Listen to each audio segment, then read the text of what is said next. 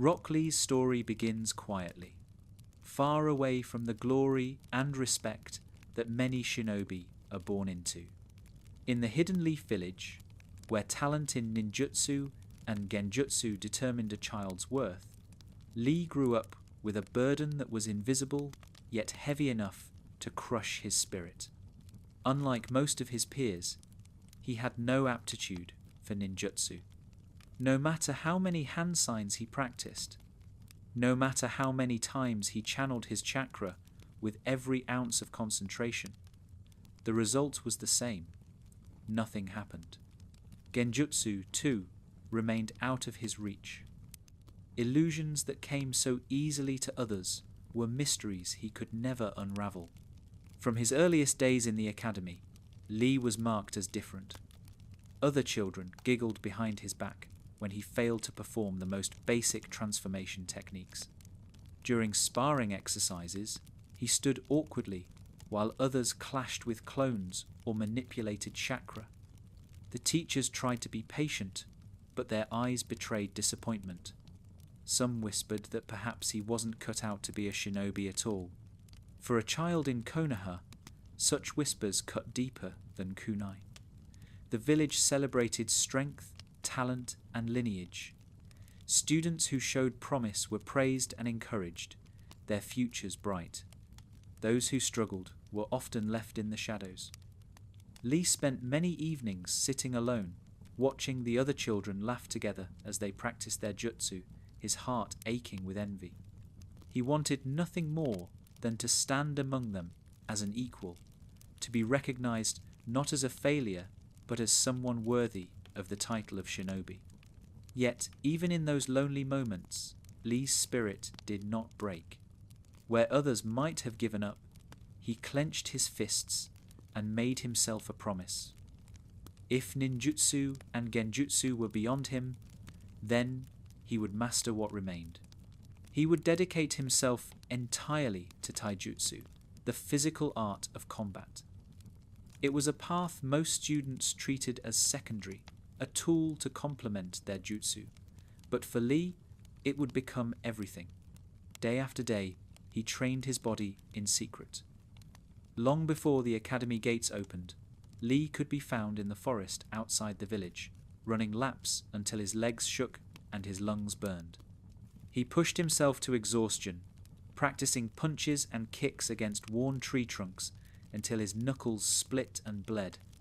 His muscles ached constantly, his body bruised and battered, but he refused to stop. If talent would not carry him, then effort would. The other children noticed his odd habits. They saw him limping into class, his arms bandaged, his face weary from endless nights of training. Their laughter grew sharper. "Why do you bother?" they asked. "You'll never be a real ninja without ninjutsu." Some called him useless, a dropout who was wasting everyone's time. Lee listened in silence, his eyes burning, but he never argued. Deep inside, he believed that someday his hard work would silence their jeers. Still, the loneliness weighed heavily. There were days when even Lee doubted himself, when the pain of failure seemed too much to bear. On those nights, he lay awake, staring at the ceiling, tears slipping silently down his face. But then he would rise again with the dawn, tie his bandages tight, and return to training. His determination became the flame that kept him moving forward, small but steady, even as the world told him to stop. One of his clearest memories from those days was standing in front of a mirror, practicing the transformation jutsu for the 100th time. His hands trembled as he formed the seals, his mind screaming with focus. A puff of smoke filled the air, and when it cleared, nothing had changed. His reflection stared back at him, exhausted and disappointed. In frustration, he struck the wooden floor with his fist until it throbbed with pain. Then, breathing heavily, he whispered to himself, "If I cannot change with ninjutsu, then I will change through effort." Despite his struggles, Lee never stopped dreaming. He watched the Hokage monument from afar, tracing the faces of the great leaders carved into stone. He imagined himself one day standing proud in front of the village, not as someone mocked for his shortcomings, but as someone admired for his spirit. It was a childish dream, perhaps impossible, but it gave him strength. At the academy, his teachers began to notice his physical abilities. While his ninjutsu grades were abysmal, his stamina was extraordinary. He could run longer, train harder, and endure more than most of his peers. In sparring sessions, his strikes grew faster, his footwork sharper. Though he lacked finesse, his sheer perseverance made him formidable. Slowly, he earned a reputation as the boy who would not quit, no matter how many times he fell. Yet progress was not enough to silence the doubts around him. Graduation loomed, and many whispered that Lee would never pass. His written scores were poor, his ninjutsu non-existent, and his genjutsu failures glaring. Some instructors quietly suggested he might consider another path in life. But Lee clenched his fists tighter than ever. He refused to accept that fate. On the day of the graduation exam, Lee stood before the instructors with determination burning in his eyes. When asked to perform the clone jutsu, he failed as expected. His attempt at transformation was equally hopeless. Murmurs spread across the room, pitying and dismissive. But when it came to sparring, Lee fought with everything he had. He launched himself at his opponent with relentless speed, his strikes flowing like a storm. Even when he was knocked down, he sprang back up instantly, refusing to yield. By the end, his body was battered, but his spirit had shone so brightly that the instructors could not ignore him. Against the odds, he passed, barely scraping by, on the strength of his taijutsu alone. For Lee, that small victory was monumental. It proved that effort could carve a path where talent could not. Still, he knew his journey had only begun. Passing the academy was not the end of his struggles. It was merely the first step into a world where his limitations would be tested more harshly than ever. As he walked home that evening, clutching his forehead protector, Lee felt both pride and fear. Pride that he had not given up, fear that the road ahead would only grow harder. He looked at the sky, painted orange by the setting sun, and whispered to himself that he would keep going no matter what. What he did not know was that soon he would meet the man who would change his life forever, the one who would recognize his spirit, who would show him that hard work could surpass genius. That meeting was not far away. But in those quiet early days, all Rock Lee had was his determination, his bandaged fists, and a dream that seemed impossible. And yet, that was enough to begin. After graduating the academy through sheer persistence, Rock Lee stood at a crossroads. He wore his new forehead protector with pride, but the doubts of others still clung to him like shadows. His peers whispered that he would never last as a shinobi. Even some teachers, though they admired his will, wondered how far he could go without ninjutsu or genjutsu. Lee himself, though determined, felt the weight of uncertainty pressing down. Could effort alone truly be enough? It was then that fate placed him under the guidance of the one man in the village who could see beyond talent, Might Guy. Might Guy was a larger-than-life figure in Konoha. With his bright green jumpsuit, thick eyebrows, and booming declarations about the flames of youth, he was often mocked or dismissed as eccentric. But beneath the flamboyant exterior lay a master of taijutsu unlike any other. Guy had devoted his life to proving that hard work could surpass natural genius. And when he first looked at Rock Lee, he recognized the same fire in the boy's eyes that had driven him for years. The day Lee met Guy is etched deeply into his memory.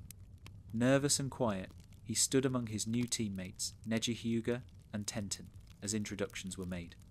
Neji, the prodigy of the Hyuga clan, carried himself with cool confidence. His Byakugan and natural talent, setting him far above his peers.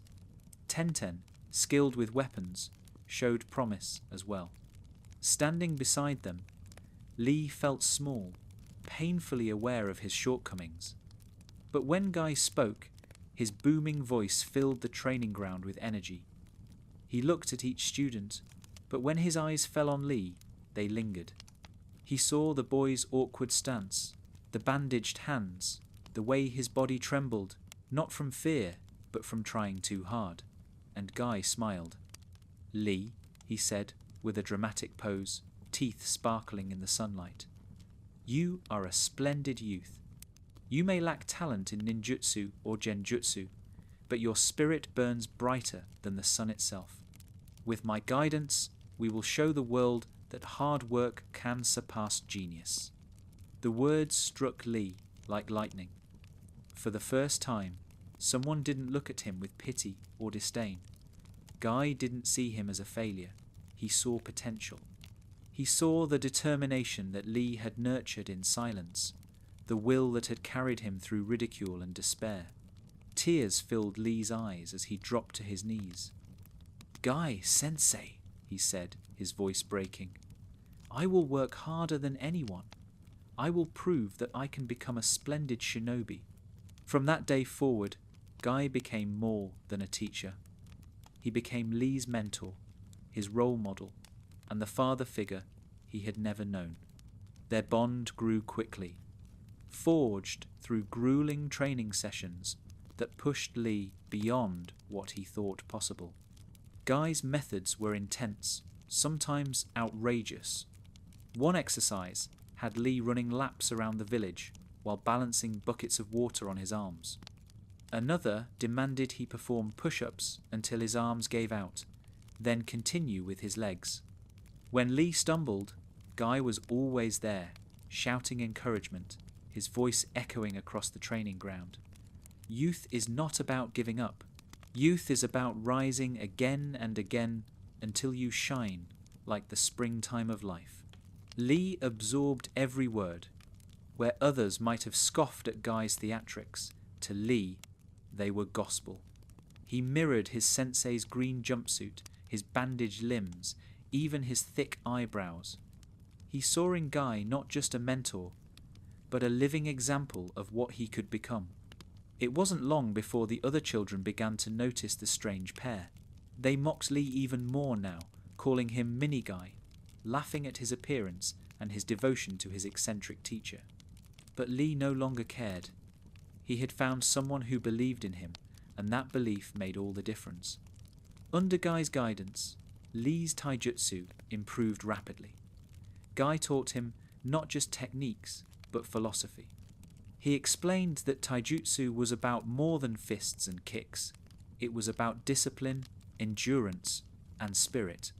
He showed Lee how to refine his stance, how to focus his breathing, how to turn every ounce of his body into a weapon.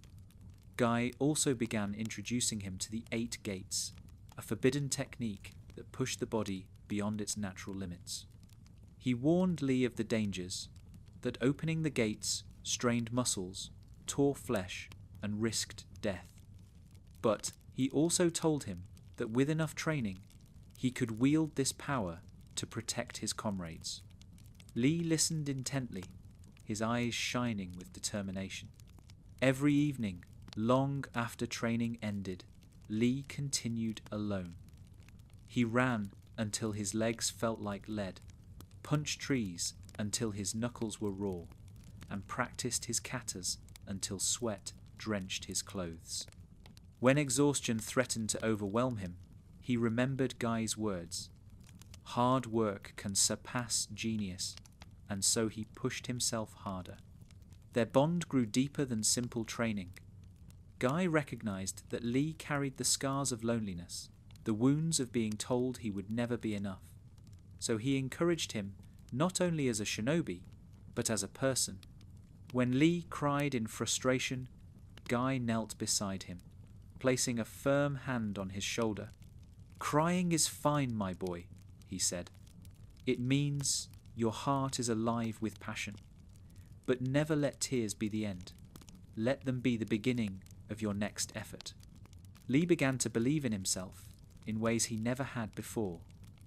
Slowly, the jeers of others faded into background noise. He no longer sought their approval, for Guy's belief was enough. He began to see his own reflection differently, not as a failure, but as someone forging a unique path.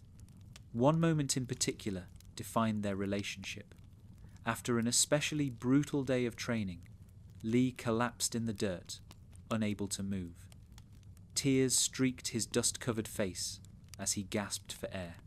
"Guy-sensei," he whispered, "do you really think I can become strong enough to prove them all wrong?" Guy crouched beside him, his expression uncharacteristically serious. "Lee," he said softly, "you already have. Strength is not just about power or jutsu. It is about the will to never give up, no matter how many times you are told you cannot succeed. That will is your true strength. One day, the world will see it as clearly as I do." Those words etched themselves into Lee's soul. From that day forward, his dream was no longer just to be acknowledged. It was to embody the very spirit his sensei had shown him. He wanted to become a splendid shinobi, not through talent, but through unbreakable will. Lee's teammates, Neji and Tenten, often watched this dynamic with mixed feelings. Neji, the genius of the Hyuga clan, initially scoffed at Lee's efforts, believing fate dictated all outcomes. To him, Lee's struggle was futile. But Tenten, though she sometimes rolled her eyes at Guy and Lee's antics, respected his determination. Over time, both teammates came to see that Lee's hard work gave him a strength unlike any other. As missions began, Lee proved himself time and again. He might not have been able to perform a simple clone jutsu, but his fists and feet struck with power that could rival more gifted shinobi. His stamina outlasted nearly everyone, his speed shocked opponents, and his sheer willpower kept him standing long after others had fallen. But perhaps the most important thing he gained from Guy was confidence. For the first time in his life, Lee looked in the mirror and smiled. He no longer saw the boy mocked for his failures. He saw a shinobi walking his own path, guided by the flames of youth. The bond between Lee and Guy became legendary within the village. They were inseparable, training, eating, even posing dramatically together. To outsiders, they looked ridiculous. To each other, they were master and disciple, father and son, mirrors of unyielding determination. And though Lee's path would take him through pain and hardship, through battles that tested his very soul, he would always carry with him the lessons of Might Guy, that effort could rival genius, that tears could fuel growth, and that the flames of youth could burn brighter than any darkness. With his forehead protector tied proudly around his head, and the unwavering support of Might Guy behind him, Rock Lee stepped into the next phase of his journey as a shinobi. His team was officially formed, Neji Hyuga, Tenten, and Lee himself, all under the leadership of Gi Sensei. Together, they would face missions that tested not only their skills, but also their ability to function as a unit. From the very beginning, the differences within Team Guy were striking. Neji was the prodigy, born into the prestigious Hyuga clan, wielding the Byakugan and the powerful gentle fist technique. His confidence bordered on arrogance, fueled by the belief that destiny was unchangeable. Tenten was practical and determined, with a sharp mind and a talent for weapons. She dreamed of becoming a legendary kunoichi like Tsunade, and her precision with tools and scrolls was unmatched. Then there was Lee, the boy who could not use ninjutsu or genjutsu, but whose energy and enthusiasm blazed like fire. At first, the imbalance between them seemed obvious. Neji's refined skills overshadowed Lee's raw taijutsu.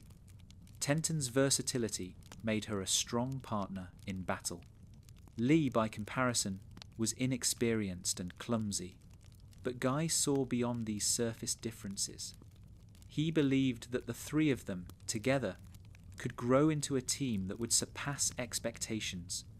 Their first missions were modest, as was typical for new genin: escorting merchants, recovering stolen goods, even helping with menial village tasks. These assignments might have seemed trivial to others, but to Lee, each was an opportunity to prove himself. He poured his heart into even the simplest jobs, running ahead with buckets of water, guarding carts with tireless vigilance, and training late into the night afterward. During these missions, Neji often expressed skepticism. He saw Lee's determination, but doubted its value. "Hard work has limits," he would say coldly. "Fate has already determined who will succeed." To him, Lee's efforts were admirable, but ultimately futile. Lee, however, never allowed Neji's words to break him. Instead, he took them as fuel, vowing silently to prove Neji wrong. Tenten, while less harsh, sometimes questioned Lee's methods. She admired his spirit, but wondered if his obsession with training might one day break his body. Still, she found his optimism infectious. On more than one occasion, she caught herself smiling as Lee shouted about the flames of youth, alongside Guy, their antics so exaggerated that they seemed almost like a comedy routine. Despite herself, she began to root for him. Guy, of course, encouraged all of this with unmatched enthusiasm. He paired Neji's genius with Lee's effort, forcing them to spar again and again. Neji's gentle fist targeted Lee's chakra points, shutting down his energy flow, while Lee countered with sheer speed and endurance. Time after time, Lee was knocked down, his body aching from the precision of Neji's strikes. But each time, he rose again, gritting his teeth, shouting that he would not give up. These sparring matches became legendary within their team. Neji grew frustrated at Lee's persistence, while Lee treated every defeat as a lesson. Guy watched with pride, declaring that both of them were growing. Neji learning that genius alone was not enough, and Lee proving that willpower could challenge even the most refined skill. One training exercise, in particular, left a deep mark on Lee. Guy tied heavy metal weights to Lee's legs, instructing him to run the length of the village until he could no longer stand. "If your body cannot carry you," Guy told him, "then your spirit must drag you forward. When you learn to push beyond your limits, you will discover the true power of youth." Lee embraced the challenge with fervor. At first, he stumbled, the weights dragging his body to the ground. His legs trembled under the strain. His breaths came in ragged gasps. But each day, he pushed a little farther. Soon, his speed increased, despite the burden. The weights became part of him, silent proof of his dedication. The villagers sometimes shook their heads at the sight of him running laps with sweat pouring down his face, Guy jogging beside him with matching determination. To outsiders, it looked absurd. But to Lee, every step was a step closer to becoming the splendid shinobi he dreamed of. As their missions continued, Team Guy began to develop a rhythm. Tenten's weapons provided support from a distance.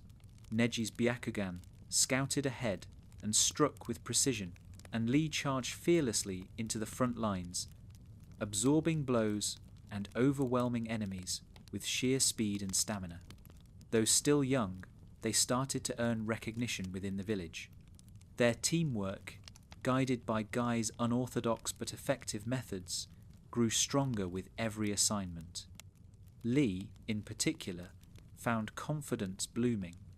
No longer did he see himself only as the boy who couldn't perform ninjutsu.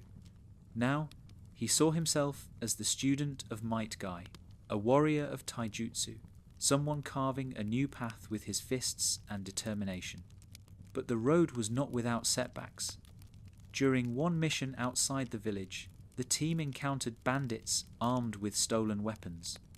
While Neji and Tenten fought effectively, Lee found himself outmatched by the leader, who used ninjutsu to keep him at bay. Fireballs roared toward him, and Lee barely dodged, his lack of ranged abilities glaringly obvious. For a moment, doubt returned. Was he truly enough without ninjutsu?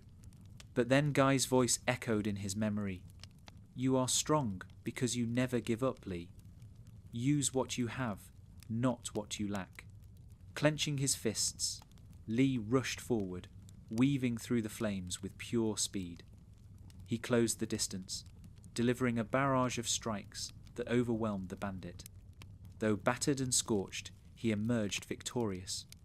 His teammates looked at him with newfound respect. Even Neji, though he said little, regarded him with a flicker of acknowledgement. Moments like that reinforced Lee's belief in his path.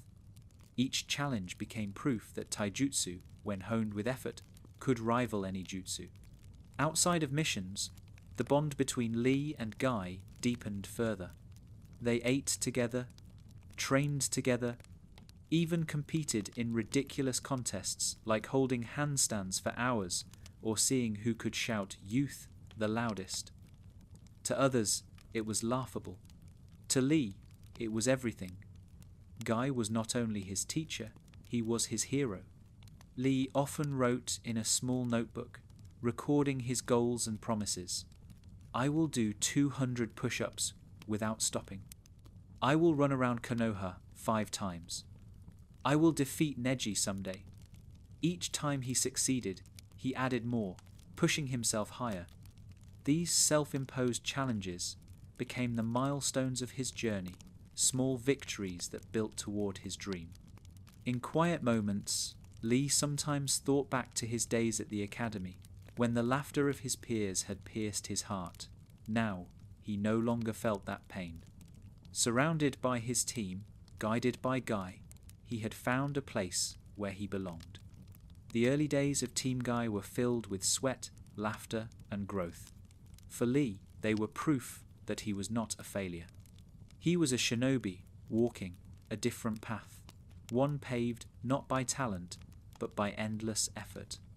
And though he did not yet know the trials that awaited him, battles that would push him to the brink of death, losses that would scar him forever, he carried within him a belief that nothing was impossible if he worked hard enough. In the heart of the hidden leaf, under the watchful eye of Might Guy, Rock Lee's story was only just beginning. For every genin in the hidden leaf, the Chunin exams were more than just a test. They were a chance to prove oneself before the eyes of peers, rivals, and the village itself. For Rock Lee, the exams represented something greater, the opportunity to show that a boy with no ninjutsu or genjutsu could still shine as a shinobi. After months of missions and training with Team Guy, Lee stood at the gates of the exam hall with his teammates, heart pounding but spirit unwavering. The building buzzed with energy. Genin squads from across the village and from other nations filled the corridors. The atmosphere was heavy with competition, tension, and anticipation. Whispers filled the air, boasting of famous clans and prodigies. To many, this was the stage where legacies began. Lee felt the stares of others as he entered. His green jumpsuit and bandaged hands made him stand out, as did his wide, earnest eyes. Some snickered, dismissing him before he even moved. But Lee did not shrink under their glances. Instead, he straightened his back and reminded himself of Guy, Sensei's words. "Hold your head high, Lee. Youth burns brightest when the world doubts you most." Beside him, Neji carried himself with calm confidence, his pale eyes sharp with focus. Tenten observed quietly, her hands resting on the scrolls that carried her weapons. Together, they formed a balanced unit.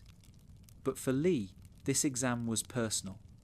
It was his chance to stand on equal ground, with those who had always looked down on him. The first phase of the exam, the written test, was as daunting as Lee expected. Rows of genin sat under the watchful eyes of proctors, each tasked with answering questions that seemed impossibly difficult for their age. For Lee, who had struggled academically since the academy, it was a nightmare. Sweat beaded on his forehead as he stared at the paper, unable to make sense of the advanced shinobi theory. Around him, others scribbled with ease. But the Chunin exams were never straightforward. The test was designed not only to measure knowledge, but also cunning. Lee realized this as he watched the subtle movements of other genin, eyes darting toward neighbors' papers. The true challenge was to cheat without being caught, using ninja skills to gather information. For Lee, who lacked such skills, the ordeal became a test of endurance. He relied on the faith that Tenten and Neji could carry the team's score, while he focused on not breaking under the pressure. When the proctors revealed that the true test was about teamwork, observation, and perseverance, Lee exhaled in relief. He had survived the first stage, even if not by his own academic strength. More importantly, he had not given up, and that mattered most to him. The second stage of the exams, the Forest of Death, was far more dangerous. Teams were tasked with retrieving scrolls while surviving against other squads in the perilous, trap-filled forest. Here, Lee's physical abilities finally came into play. He ran with remarkable speed, intercepting ambushes and protecting his teammates with his fists and kicks. While Neji's Byakugan scouted threats and Tenten unleashed her arsenal of weapons, Lee fought at the front, unflinching, even when faced with overwhelming odds. It was during this phase that many genin first saw a glimpse of his true potential.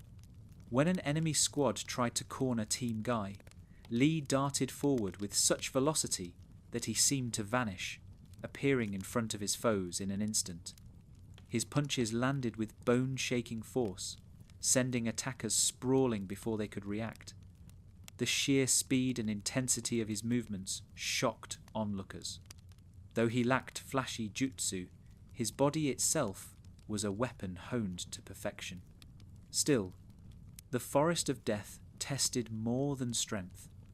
The psychological strain, the constant danger, and the knowledge that enemies lurked in every shadow weighed heavily.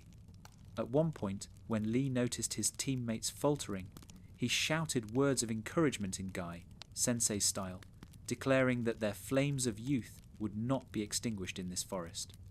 His passion lifted their spirits, reminding them that effort and spirit could carry them through.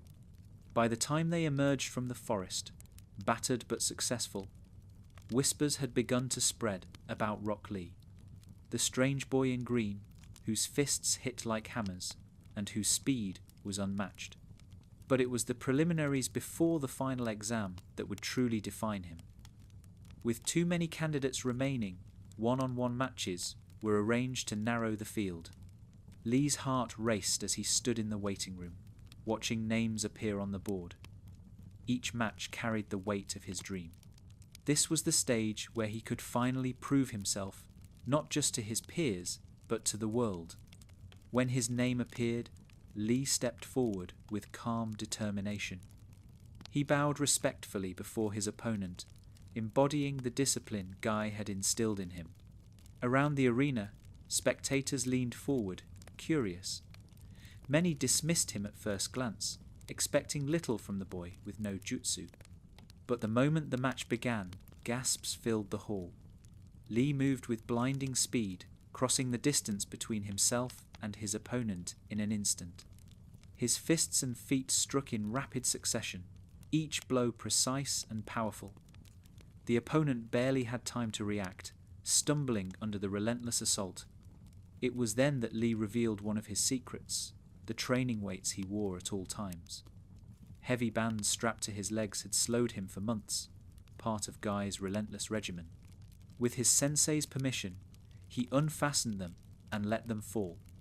They hit the ground with a thunderous crash, leaving craters where they landed. The entire arena fell silent in shock. And then Lee moved again, faster than the eye could follow. His body blurred, appearing behind his opponent in an instant. Strikes landed like thunder, overwhelming defenses with sheer velocity. Even the proctors watched in awe. This was no ordinary genin. This was the result of unrelenting effort, of a boy who had refused to give up on his dream. By the time the match ended, Lee stood victorious. His chest heaved with exhaustion, but his eyes blazed with triumph. For the first time, the whispers around him were not of ridicule, but of respect. Spectators spoke of his speed, his strength, his passion. He had captured their attention in a way ninjutsu never could. Yet for Lee, the victory was not just about defeating his opponent. It was about proving that his path was valid, that taijutsu, when honed with effort, could rival any genius. As he left the arena, he caught Guy's proud smile. Tears welled in his eyes, but he held them back, vowing silently to push himself even further. The Chunin exams had only just begun, but already Rock Lee had made his mark. The boy, once mocked for his shortcomings, had stood on the grand stage and shown the world the power of unyielding determination. And greater challenges still awaited, battles that would test not only his body, but his very spirit. Before the official battles of the Chunin exams began, Rock Lee found himself in a moment that would change how many of his peers saw him forever.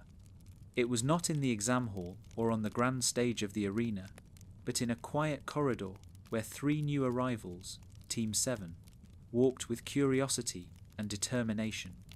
Naruto Uzumaki, Sasuke Uchiha, and Sakura Haruno had entered the exam building together, their eyes filled with anticipation.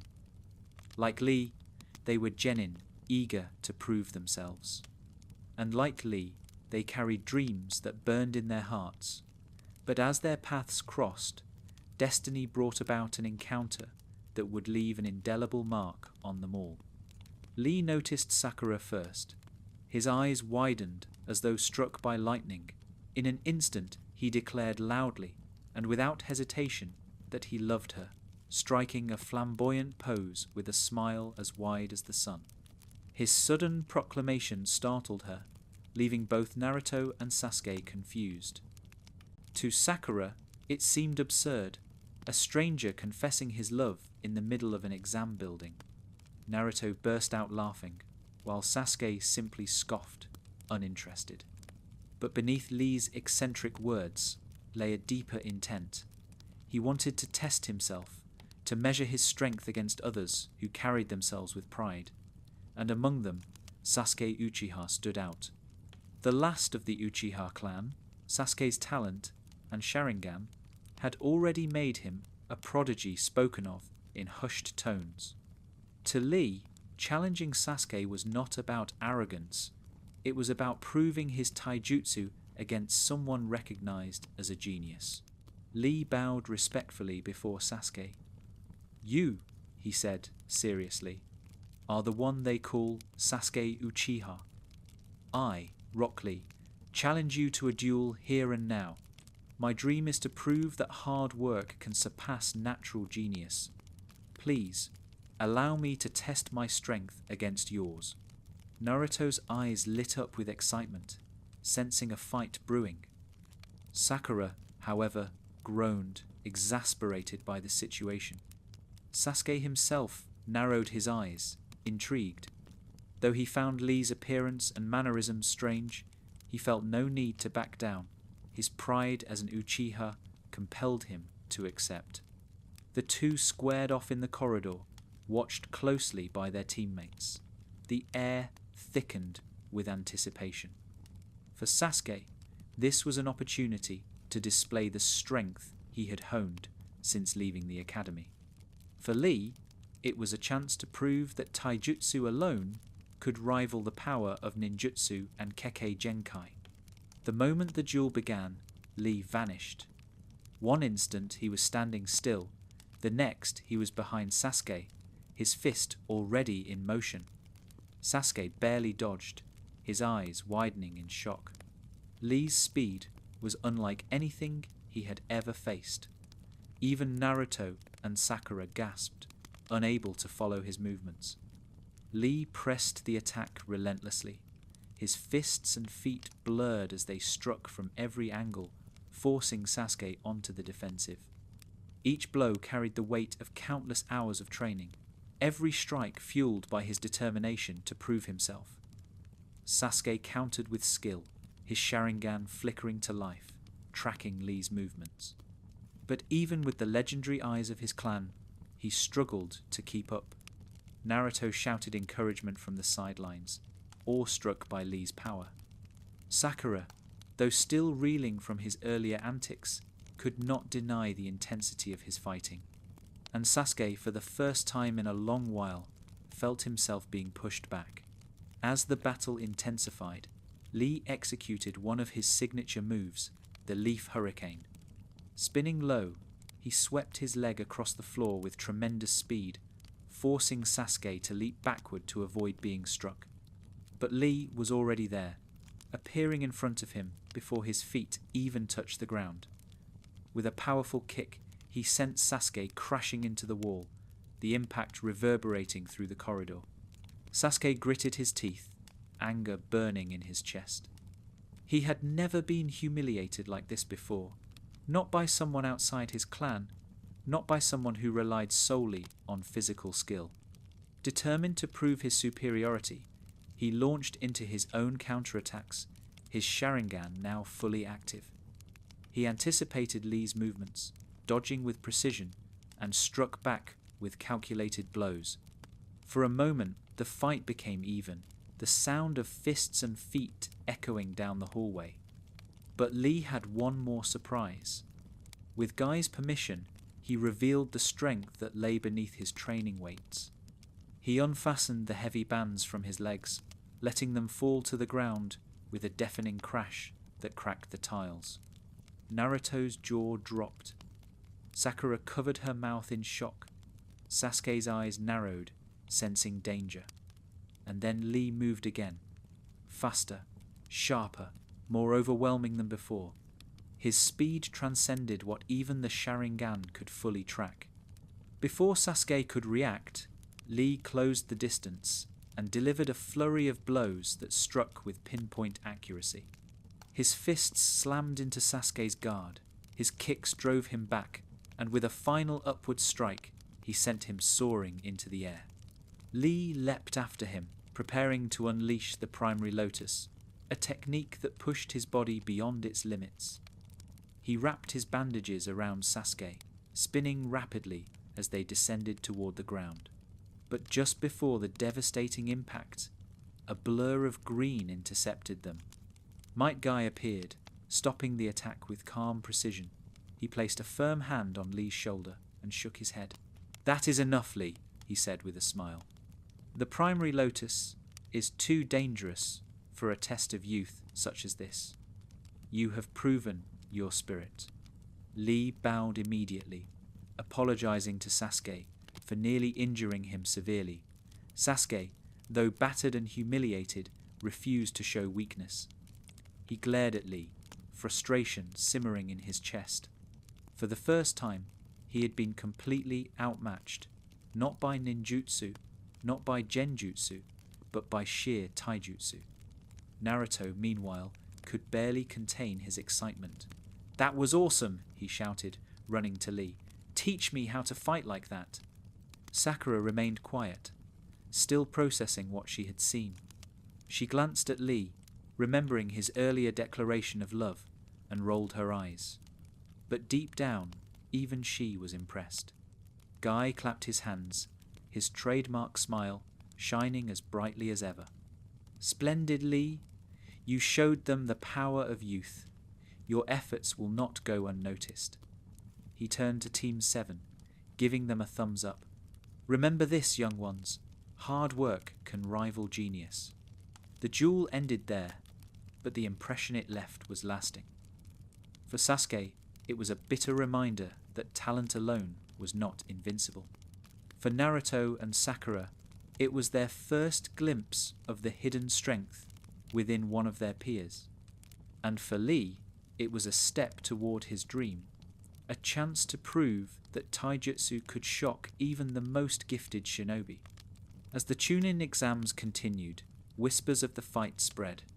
Rock Lee was no longer the strange boy in green who spoke of youth and love.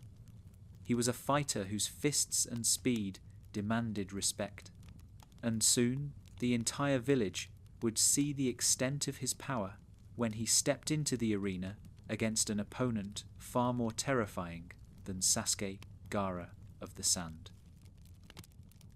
The preliminaries of the Chunin exams brought the genin into the arena one by one, their skills tested before the eyes of jonin, peers, and examiners. Victories were earned, defeats accepted, and reputations forged.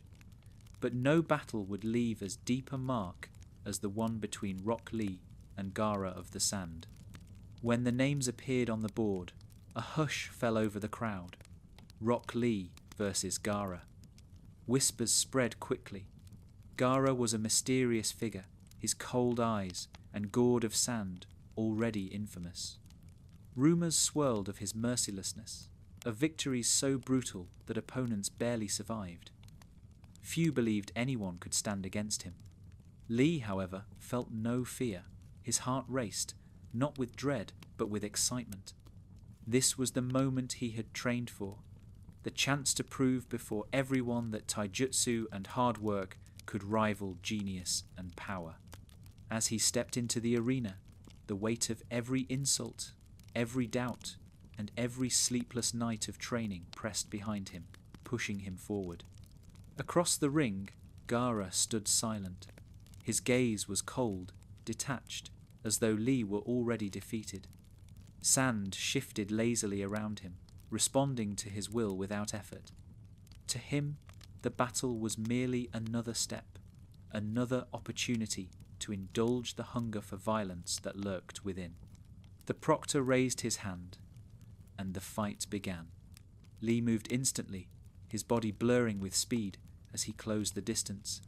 His fist shot forward, aimed at Gaara's face, but before it could land, a wall of sand surged up, intercepting the blow. The grains scattered, reforming effortlessly, shielding Gaara from harm. Lee pressed the attack, his fists and feet striking in rapid succession. Each time, the sand responded automatically, blocking, deflecting, absorbing every strike. The crowd murmured, amazed at Gaara's absolute defense. It seemed impenetrable, an invincible shield. But Lee's spirit burned brighter. He pushed harder, darting around Gaara with incredible speed, testing every angle, every weakness. The sand moved with uncanny precision, but it lagged ever so slightly. Guy, watching from the stands, narrowed his eyes knowingly. He had trained Lee for this. With a dramatic flourish, Lee paused, his hand moving to his legs. At Guy's nod, he unfastened the heavy bands strapped around his ankles. They dropped to the ground with a thunderous crash, leaving craters in the floor. Gasps rippled through the audience. No one had realized he had been fighting with such a burden. Gaara's eyes flickered with interest for the first time. Lee vanished. His body moved faster than sight, faster even than Gaara's sand could react. In an instant, he was behind his opponent, his kick slamming into the gourd on Gaara's back. Cracks spiderwebbed across it, shocking the crowd. For the first time, Gaara had been touched. The arena erupted with energy. Spectators leaned forward, eyes wide, as Lee continued his assault. He became a blur of motion, striking from every direction, forcing Gaara's sand to chase desperately. Each impact echoed like thunder, the sheer velocity overwhelming the defense. Sakura and Naruto watched from the stands, jaws hanging open. He's amazing, Sakura whispered, remembering the boy who had so clumsily declared his love for her days earlier. Naruto shouted with excitement, inspired by Lee's relentless determination.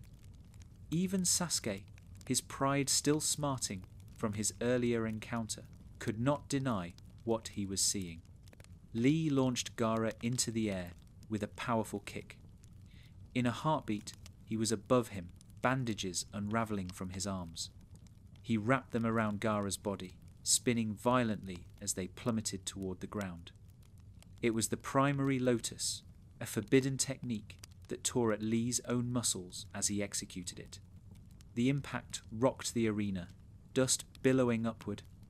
When it cleared, Gaara lay sprawled, his sand armor cracked and broken. The crowd gasped. Had Lee actually defeated the monster of the sand? But slowly, inexorably, Gaara rose. The sand reformed, sealing the cracks, protecting him once more. His lips curled into a cruel smile. For the first time, he was interested. For the first time, he felt challenged. Lee's chest heaved as he struggled to stand. The primary lotus had taken its toll, tearing at his body, but he refused to give in. Clenching his fists, he prepared to push further. He would not let pain or exhaustion stop him. Guy's eyes narrowed. He knew what Lee intended. The next step was dangerous, perhaps too dangerous. Yet he also knew he could not deny his student the chance to prove himself. Quietly, he gave permission. Lee shifted his stance, focusing inward. His chakra surged violently as he opened the inner gates, forbidden points within the body that released immense power at terrible cost. His muscles tore, his veins bulged, his skin flushed red with energy.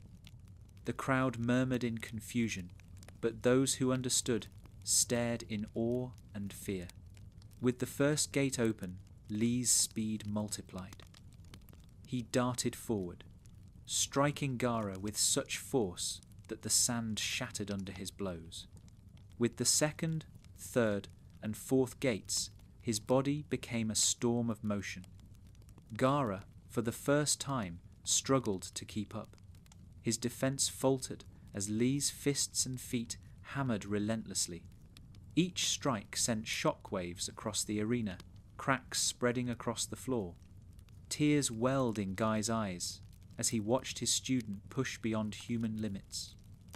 Lee's body screamed with pain, every movement a sacrifice, but his spirit blazed brighter than ever.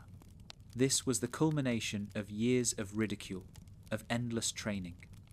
This was proof that effort could rival genius. The climax came as Lee unleashed the hidden lotus. Launching Gaara skyward once more, he pursued with blinding speed, wrapping him in bandages. Spinning violently, they plummeted toward the earth. The impact shook the arena, the shock wave rattling the walls. Dust exploded outward, obscuring everything. When it cleared, Gaara lay at the bottom of a massive crater, his sand armor shattered. For a heartbeat, silence reigned. Lee staggered, his body broken, his limbs trembling. He had done it. He had broken through Gaara's defense. But the silence shattered as Gaara rose again. The sand flowed, repairing his body, forming new defenses. His face twisted with anger, his killing intent spilling into the air like poison. Lee, battered and barely standing, clenched his fists once more. He would not back down, not even now. Gaara's sand surged forward, lashing around Lee's limbs. Bones cracked as the crushing force tightened. Lee's arm broke, then his leg. Pain seared through him, but his eyes remained fierce. He refused to surrender. Even unconscious, his body shifted into a defensive stance, guided by sheer instinct and the memory of his training. The proctor moved to stop the fight, recognizing the danger. Guy leapt into the arena, pulling his student away, before Gaara could finish him. Tears streamed down Guy's face as he cradled Lee's broken body, shouting that he had already proven himself, that he was already victorious in spirit. The arena erupted with emotion. Spectators wept, others cheered, and many sat in stunned silence. Lee had lost the battle, but in truth he had won something far greater.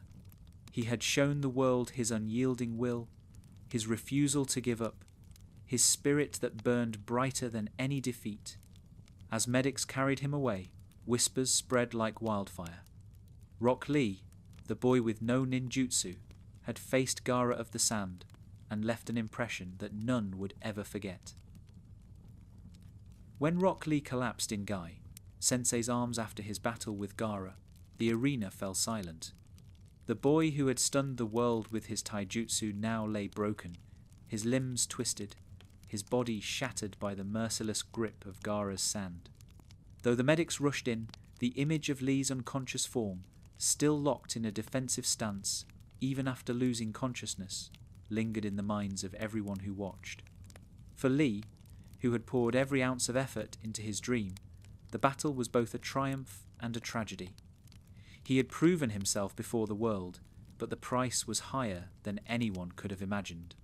The medical team worked frantically to stabilize him, carrying him from the arena to the hospital. Guy followed closely, his face streaked with tears, his voice hoarse from shouting encouragement, even as his student slipped into unconsciousness. Neji and Tenten walked behind in stunned silence, the weight of what they had witnessed pressing heavily on their hearts. In the hospital, Lee's condition was grave. His right arm and leg were broken, bones shattered under Gaara's crushing sand. His muscles were torn, his chakra pathways strained from forcing open the inner gates. The doctors shook their heads grimly, whispering of the damage. They said his body might never fully recover, that his days as a shinobi could already be over. When Lee finally awoke, the world was blurry. Bandages covered much of his body, and pain pulsed through every movement. For a moment, he didn't remember where he was. But then the memories of the battle returned, the speed, the power, the hope, and finally, the crushing defeat. He tried to sit up, only for pain to shoot through his limbs, forcing him back down. Guy was at his bedside in an instant, gripping his hand tightly. "Lee, you're awake. I knew your youthful spirit wouldn't give in so easily." His voice was bright, but his eyes betrayed the worry that consumed him. Lee looked at his sensei, tears welling in his eyes. "Guy sensei, did I win?" Guy smiled gently, though his heart ached.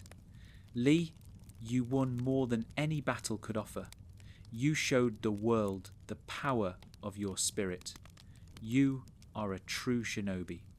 But when the doctors came, their words pierced Lee deeper than any wound. They explained the extent of the damage. His injuries were so severe that even if he healed, the strain of taijutsu might cripple him permanently. Continuing as a shinobi, they said, was nearly impossible. The room seemed to spin around him. The dream he had chased since childhood, the path he had carved through endless hours of training, the belief that hard work could surpass genius, all of it threatened to collapse in an instant. Lee clenched his fists weakly against the sheets. "No," he whispered, his voice trembling. "I cannot accept that. I will not accept that." The days that followed were some of the darkest in his life. Confined to his hospital bed, he watched others continue to train, to fight, to pursue their dreams, while he lay broken. His body refused to obey him, every movement a reminder of his limitations. The boy, who had once trained tirelessly from dawn until dusk, was now trapped in stillness. Visitors came, Tenten with quiet encouragement, Neji with solemn silence, even Naruto with his loud optimism. Each offered support in their own way, but none could lift the weight of despair that pressed on Lee's heart. At night, when the room was dark and silent, Lee wept. He wept for the hours he had spent punching trees, for the mornings he had run until his legs gave out, for the promises he had made to himself. He had believed so strongly that effort could overcome any obstacle. Now he faced the cruel reality that his body might not allow him to continue, no matter how hard he tried. Guy never left his side.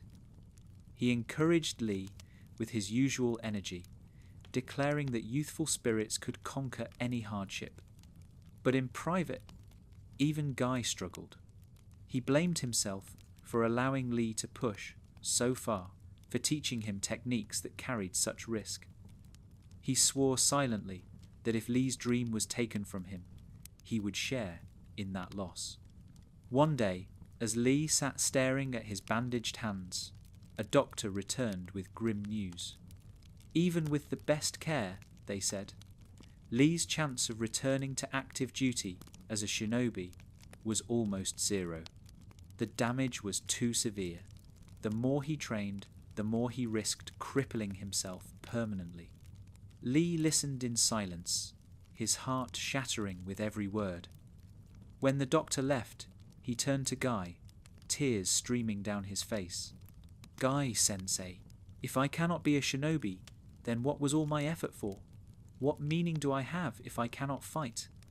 Guy knelt beside him, gripping his shoulders firmly. His eyes burned with tears, but his voice was strong. Lee, your effort has meaning, because it is yours.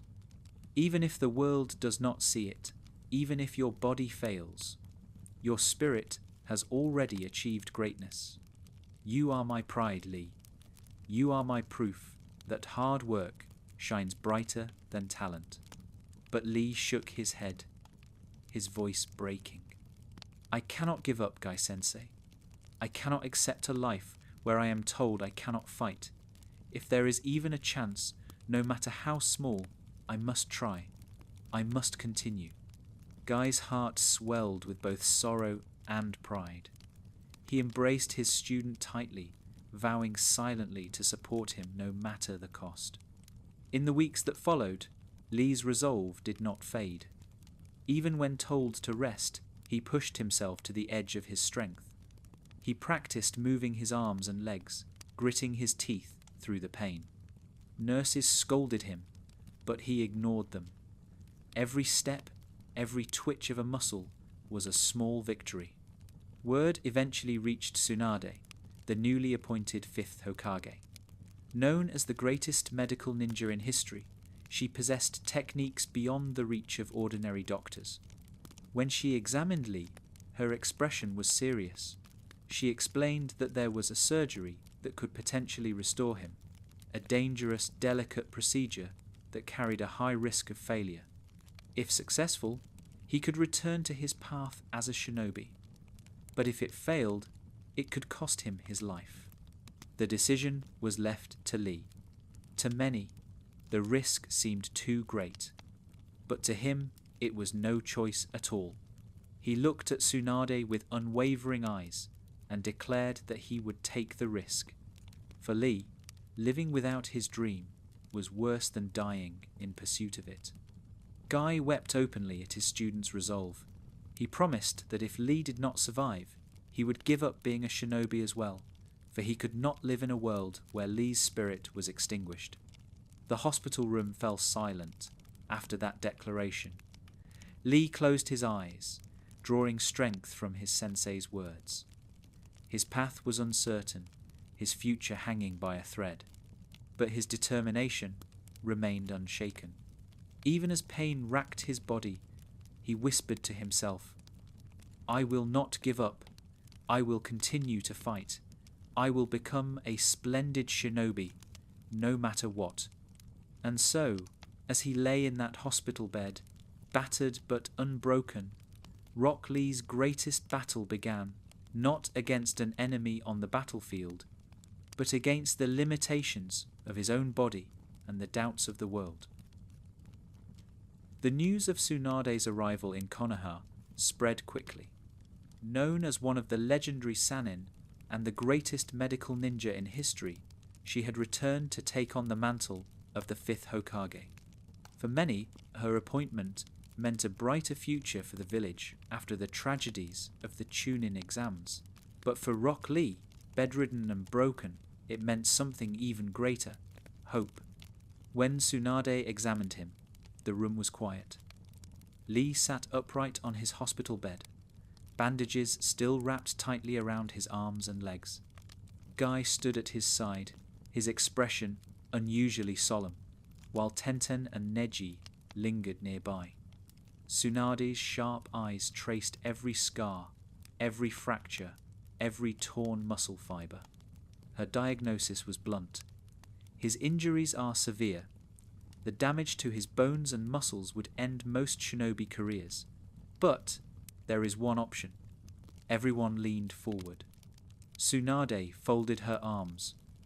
I can attempt a surgery that could restore his ability to fight, but it's dangerous. There is only a 50% chance of survival. If it fails, he will die. The words hung in the air like a heavy stone. Tenten gasped softly, her eyes wide. Neji's expression darkened, though he said nothing. Guy clenched his fists at his sides, his heart aching at the thought of losing his student. But Lee did not flinch. He met Tsunade's gaze with unshakable determination. If there is even the slightest chance, he said firmly, I will take it.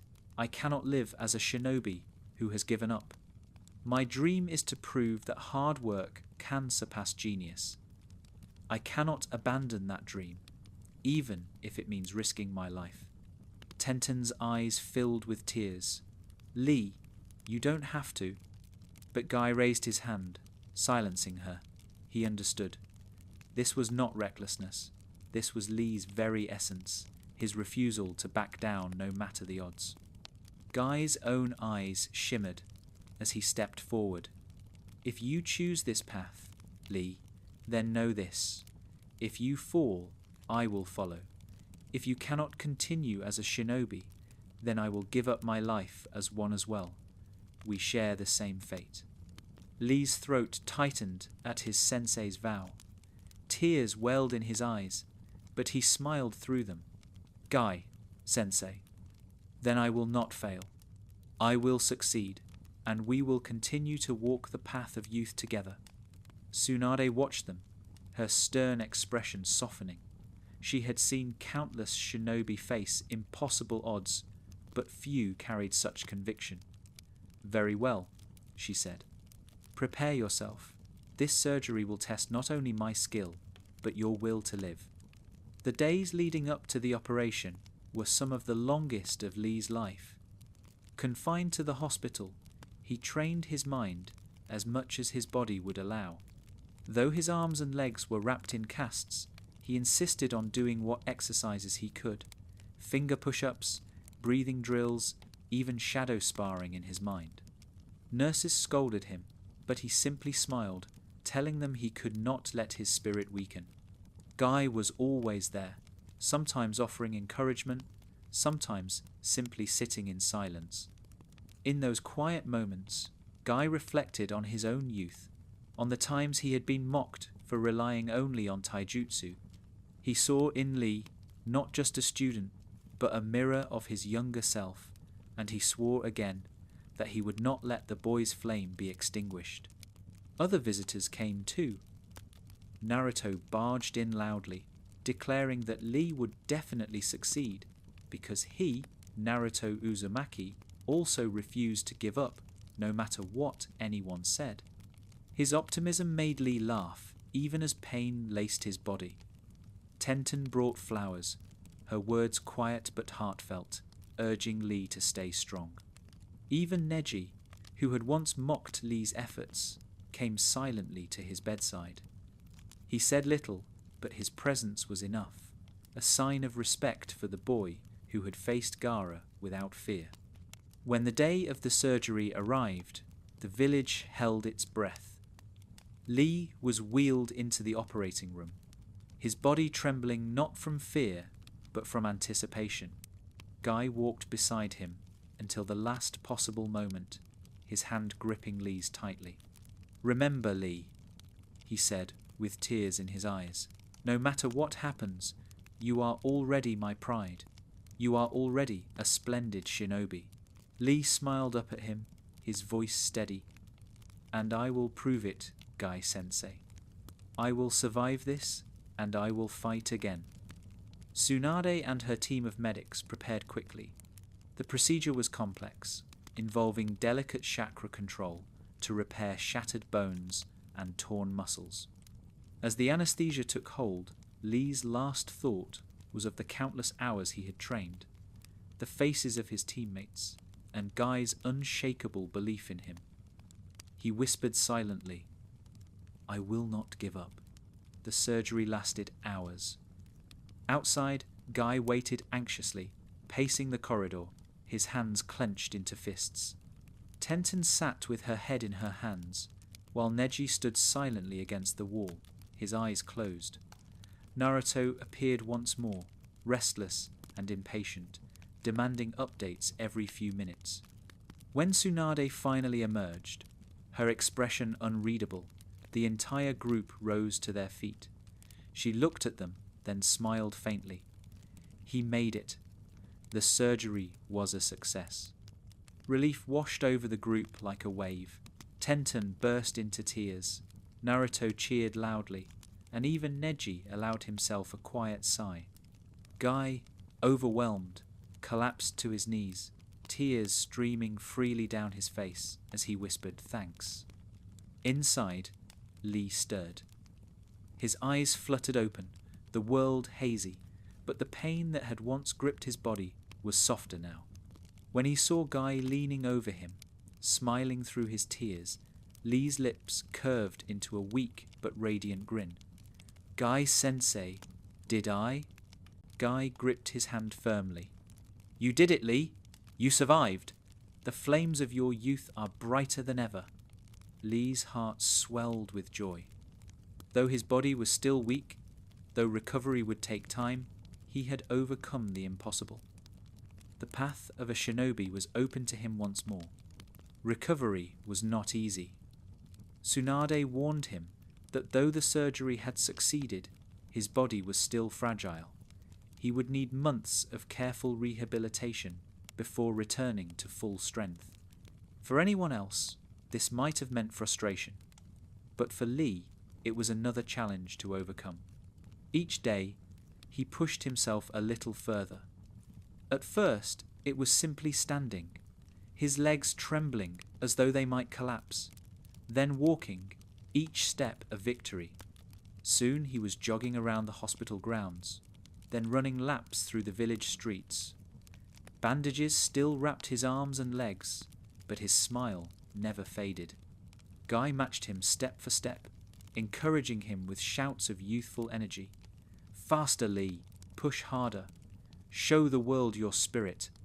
Together, they trained as though nothing had changed, as though the spectre of injury had never loomed over him.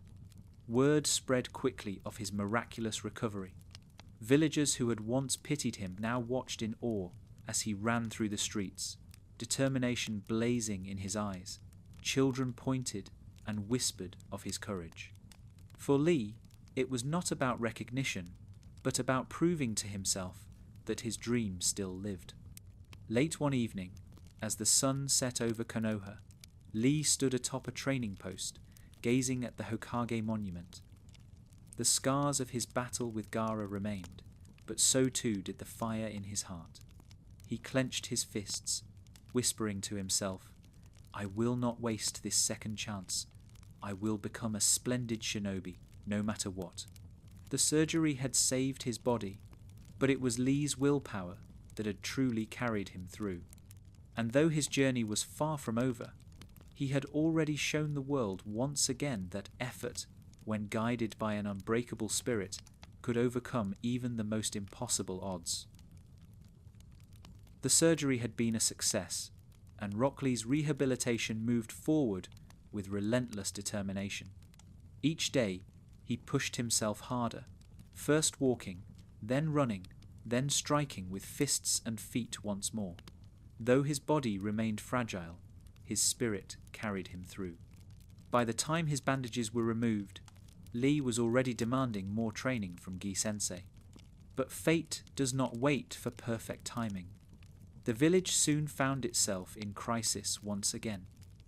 Sasuke Uchiha, one of Konoha's most gifted genin, had abandoned the village, seeking power from Orochimaru.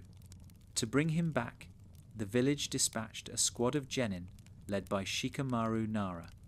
It was a mission fraught with danger, as Orochimaru's elite followers, the Sound Four, moved to escort Sasuke to their master.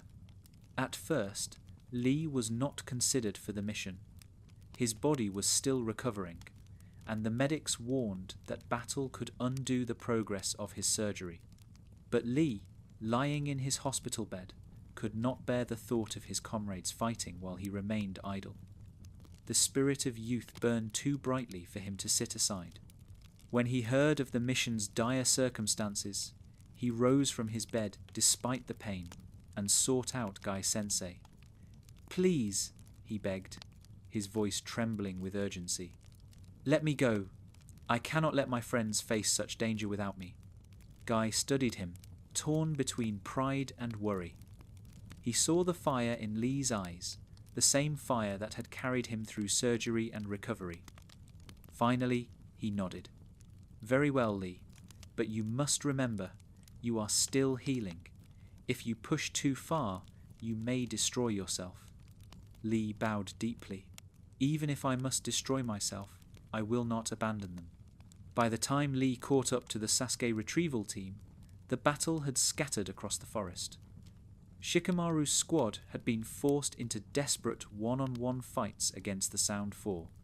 Each member pushed their bodies beyond their limits, but the enemy's strength was overwhelming. When Lee arrived, he encountered Naruto and the others struggling against Kimimaro, Orochimaru's most fearsome follower. Kimimaro was a shinobi unlike any other, his bloodline limit granting him mastery over his own bones. He could weaponize his skeleton, sprouting blades from his body, turning his frame into both shield and sword. His movements were calm, his expression almost serene, yet every strike carried lethal intent. Naruto, exhausted from pursuing Sasuke, tried valiantly to stand against him, but Kimimaro's power was too great. Just as the final blow loomed, Lee appeared, intercepting the attack with a kick that sent shockwaves through the clearing. "Leave this to me," Lee declared, standing tall in his green jumpsuit, his eyes blazing with determination. "I am Rock Lee of the Hidden Leaf Village, and I will not allow you to harm my friends." Naruto staggered back in shock. "Bushy brows? You're supposed to be in the hospital." Lee grinned. "Youth does not wait, Naruto. Even injuries cannot stop me when my friends are in need." Kimimaro's gaze shifted to the newcomer. His expression barely changed, but there was a flicker of interest in his eyes. "You should not have come," he said calmly. "Your body is weak. It will crumble beneath my power." Lee raised his fists. "Then let us see whose body will endure." The fight began in a blur. Lee charged forward with his unmatched speed, fists and feet striking in rapid succession. Kimimaro countered with bone blades sprouting from his arms, deflecting each strike with deadly precision. The clash of taijutsu against bone echoed through the forest, each impact reverberating like a drumbeat of war. Lee's movements were sharp and practiced. Despite his recent injuries, his training had refined his speed and power. He unleashed leaf hurricanes, spinning kicks, and rapid combinations, forcing Kimimaro onto the defensive. For a moment, it seemed that Lee's relentless energy might overwhelm even this formidable foe. But Kimimaro was no ordinary opponent. His Kekkei Genkai, Shikotsu Myaku, made him nearly invulnerable. Each time Lee landed a blow, bones shifted under his skin, absorbing the impact. With calm efficiency, Kimimaro retaliated, his bone blades slashing through the air, forcing Lee to twist and dodge with acrobatic precision. Naruto and the others watched in awe. Though Lee was still recovering, his will burned so fiercely that he seemed unstoppable. Yet Guy's warning echoed in the back of Lee's mind. His body was not fully healed, and every movement carried the risk of undoing Tsunade's miracle. As the battle raged, Lee suddenly staggered, his limbs trembled, his movements slowing. Kimimaro pressed the attack, his bone sword slicing dangerously close. For a moment, Lee seemed cornered. Then, with a sheepish grin, he reached into his pouch and pulled out a small bottle. "Ah, I almost forgot," he said, uncorking it. "It is time for my medicine." Naruto blinked. Medicine? Lee drank deeply from the bottle, wiping his mouth with the back of his hand. A moment later, his cheeks flushed, his eyes glazed, and his movements shifted into something entirely unpredictable. He had accidentally taken sake instead of his prescribed medicine. Rock Lee, the disciplined student of Guy Sensei, had become drunk. At first, Naruto panicked. Bushy brows is drunk, this is bad. But what followed left everyone speechless. Lee's fighting style transformed completely. His body swayed unpredictably, his attacks coming from bizarre angles, his balance seemingly non-existent yet perfectly effective. Kimimaro, so precise and controlled, struggled to anticipate him. The drunken fist had emerged, an unorthodox, chaotic style that made Lee even more dangerous. He stumbled forward, nearly falling, only to spin into a devastating kick that slammed into Kimimaro's ribs. He tripped over a rock, rolling into a sweeping strike that forced Kimimaro back. His fists flailed wildly, yet every strike landed with uncanny accuracy.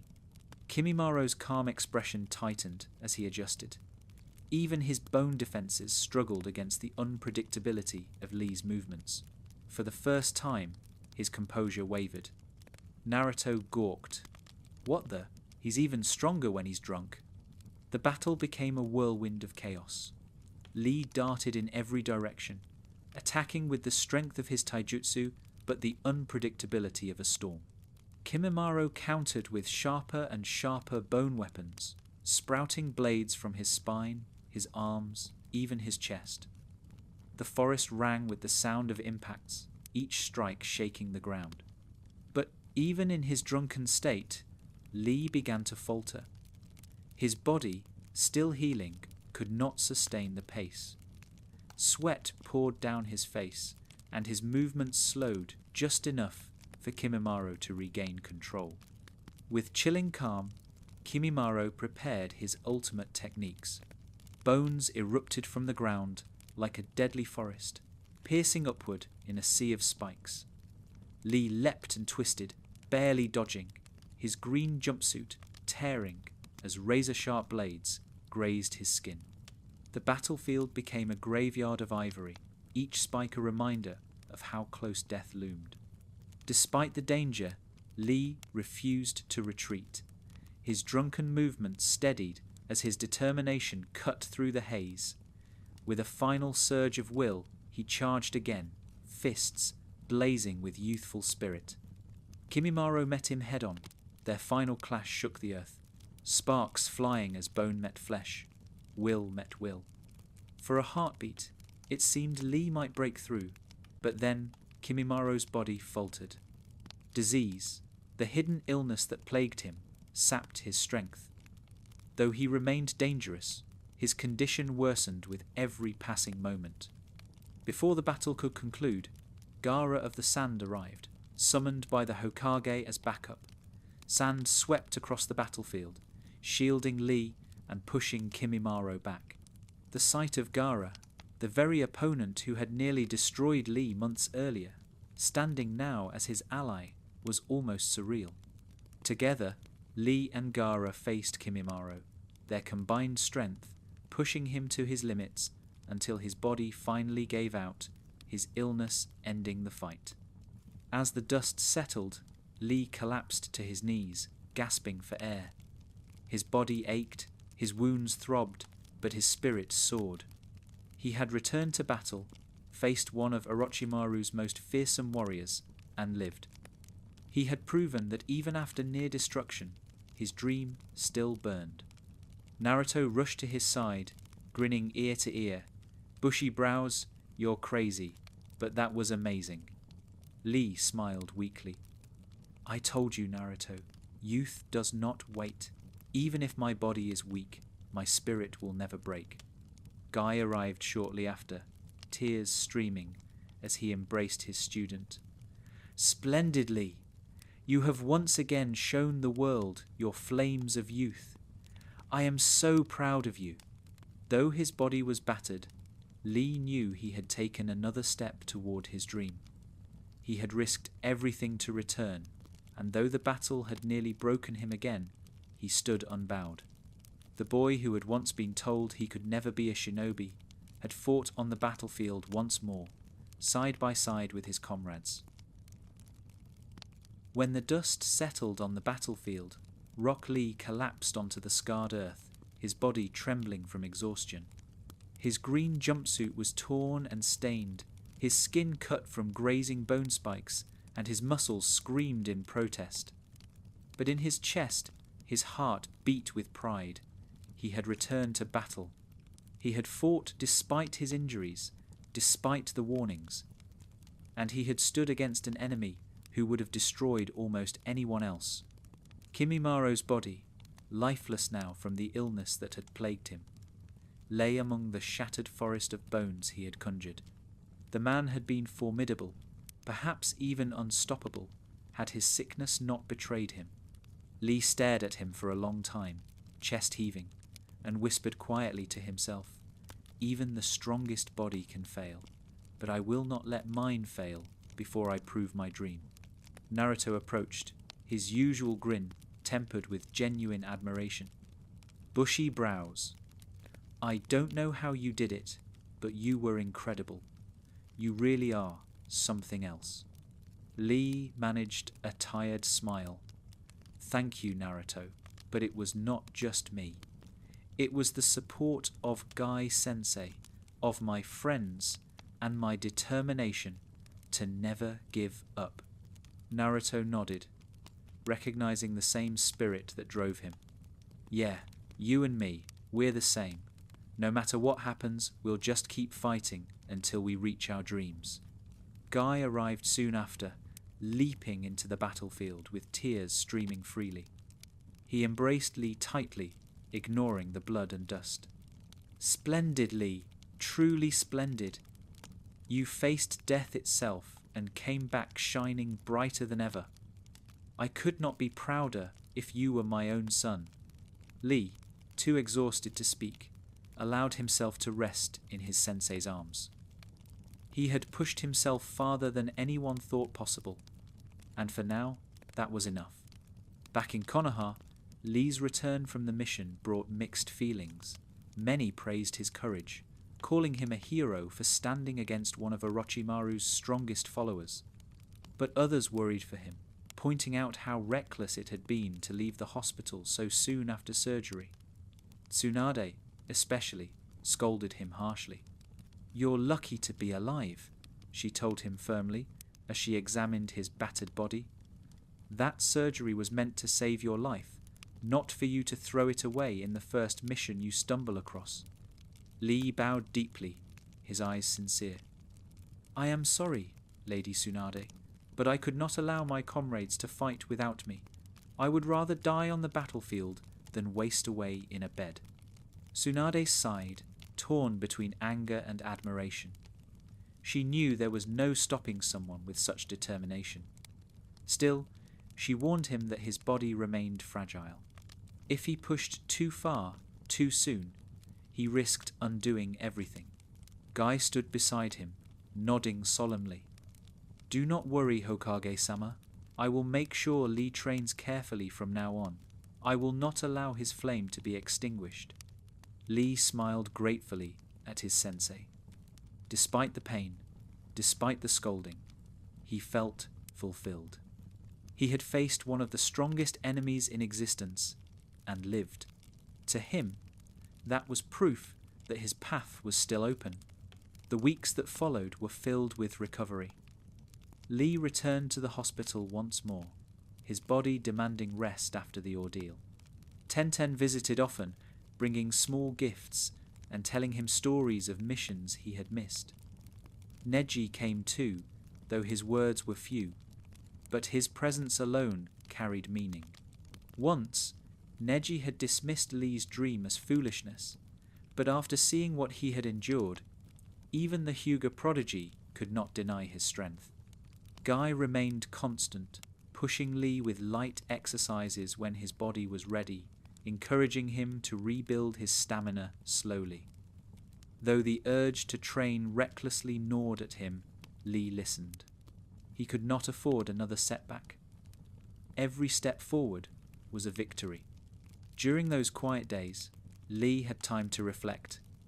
He thought of Gaara, the opponent who had nearly ended his life, and of the irony that Gaara had later saved him from Kimimaro. He thought of Kimimaro himself, a man whose body had betrayed him despite his immense power, and he thought of his own body, once broken, now fragile, but still capable of carrying his dream. These reflections did not weaken his resolve, they sharpened it. He realized that strength was not only about fists and kicks, it was about endurance, about carrying scars, about rising again after every fall. His battle with Gaara had shown the world his spirit. His fight with Kimimaro had proven that even broken, he could stand tall. Now, his next goal was clear: to grow stronger than ever before, to reach heights where his body would never fail him again. Time moved forward, and with it, the world began to shift. Orochimaru's shadow loomed larger. The Akatsuki began to stir, and Konoha prepared for the challenges ahead. Lee continued to train under Guy, regaining his strength step by step. He no longer rushed recklessly, understanding now the importance of balance, but his spirit had not dulled. If anything, it burned hotter than ever. One evening, as he trained in the setting sun, Guy approached him with a serious expression. "Lee," he said, "you have already shown the world that hard work can rival genius. But the path ahead will be even harder. Akatsuki are moving, and the world is changing. Are you prepared to continue, no matter what?" Lee paused, sweat dripping from his brow, his fists clenched. Then he looked at his sensei with unwavering eyes. "I am ready, Guy-sensei. Even if my body breaks again, I will fight until the end. I will never give up." Guy smiled, tears shimmering in his eyes. "Splendid! Then together we shall continue to run toward the springtime of youth." They struck a pose side by side, their silhouettes outlined by the orange glow of sunset. To many, it looked ridiculous. But to them, it was a promise, that no matter what lay ahead, they would face it together. Soon after, the Chunin exams concluded. The village slowly recovered from the turmoil of Orochimaru's schemes, and life moved forward. Lee remained in Konoha, training diligently with Team Guy. He sparred often with Neji, each match a test of his progress. Though Neji's gentle fist remained formidable, Lee's speed and endurance closed the gap more with each encounter. Tenten, too, became sharper with her weapons, and together the three teammates grew stronger under Guy's watchful eye. Yet beneath the routine of training, Lee carried with him the memory of his battles. At night, he sometimes dreamed of Gaara's crushing sand or the bone forest Kimimaro had unleashed. He awoke, drenched in sweat, his heart pounding, but rather than letting the fear consume him, he used it as fuel. Every nightmare reminded him why he could not falter, why he had to keep pushing. The years passed, and with them came a shift. Naruto left the village to train with Jiraiya. Sasuke was gone, and the next generation of shinobi grew into adolescence. The world of Lee's youth began to fade, replaced by the challenges of a darker era. By the time the story of Naruto resumed, Lee had matured. His body was stronger, his spirit unshaken, his bonds with his team deeper than ever. Though he had not yet reached the heights he dreamed of, he had already proven one truth beyond doubt. Rock Lee, the boy with no ninjutsu or genjutsu, had carved his name into the shinobi world through sheer effort and willpower. 2.5 years passed after the chaos of the Sasuke retrieval mission. In that time, the Hidden Leaf changed. Naruto left to train under Jiraiya, Sakura began her apprenticeship with Tsunade, and the bonds forged during the Chunin exams were tested by distance and loss. For Rock Lee, those years were spent in tireless training. Every morning before dawn, he was up running laps through the forests of Konoha, his legs pounding the dirt until his muscles screamed. Every evening, he sparred with Guy, fists and feet colliding until both collapsed in exhaustion. The scars from Gaara's sand and Kimimara's bones never fully faded, but Lee wore them with pride. They were reminders of battles survived, of proof that his dream endured. He had grown taller, stronger, more refined. His taijutsu was sharper, his movements faster, his endurance greater than ever. Though he still could not use ninjutsu or genjutsu, his body had become a weapon honed beyond ordinary limits. When Naruto finally returned to the village, older and more determined, Lee greeted him with unrestrained joy. He leapt into the air, tears streaming down his face as he declared, "Naruto, at last, our youthful springtime reunion." Naruto grinned, recognizing the same fiery spirit in Lee's eyes that mirrored his own. But celebration was short-lived. Word arrived from the Sand Village. Gaara, now Kazekage, had been kidnapped by the Akatsuki. For Lee, the news struck deeply. Gaara had once been his most terrifying opponent, the one who had nearly ended his life. Yet Gaara's journey since then mirrored Lee's own in some ways. From a feared monster to a respected leader, Gaara had carved a path of redemption. The thought of him falling into Akatsuki's hands was unbearable. Konoha responded swiftly, dispatching reinforcements to aid the Sand. Among them was Team Guy, Might Guy, Neji Hyuga, Tenten, and Rock Lee. Together, they set out with Team Kakashi, led now by Kakashi Hatake and including Naruto and Sakura. For the first time in years, Lee's path would cross again with Gaara's, though under far different circumstances. The mission carried them across vast deserts, the sun beating down mercilessly. Lee, however, thrived even in the harsh heat. Every step was another test of endurance, another chance to prove himself. When the others slowed, he encouraged them with his trademark optimism, shouting about the flames of youth burning brightly no matter the climate. At night, as the group rested, Lee often stared up at the stars. He thought of Gaara, of the boy who had crushed his dreams in the Chunin exams, and of the man who had later saved his life against Kimimaro. He whispered quietly to himself, "Gaara, please, hold on. I will not let you fall to the darkness." When they finally reached the Sand Village, they learned the dire truth. Gaara had been taken by Akatsuki members, Deidara and Sasori. The Kazekage's life hung in the balance, his Jinchuriki power the target of their schemes. Without hesitation, Team Guy joined Team Kakashi in pursuit. Their journey led them to the Akatsuki's lair, a dark cavern hidden among the rocks. As Team Kakashi engaged Deidara and Sasori directly, Team Guy was tasked with destroying the barrier that sealed the entrance. 4 glowing seals surrounded the cave, each tied to a clone that mirrored one of the team members. Lee found himself face to face with his own doppelganger, conjured by Akatsuki's jutsu. At first, he hesitated. to fight an enemy who looked exactly like him was unnerving. The clone mirrored his stance, his movements, his techniques. Every punch Lee threw was countered. Every kick met with equal force. But Lee was no stranger to hardship. He knew that effort, not talent, was his greatest weapon. With a roar of determination, he pushed harder, his strikes fueled by the countless hours he had trained beyond exhaustion. Slowly, he began to outpace his clone, his fists landing with greater speed, his spirit overpowering the false version of himself.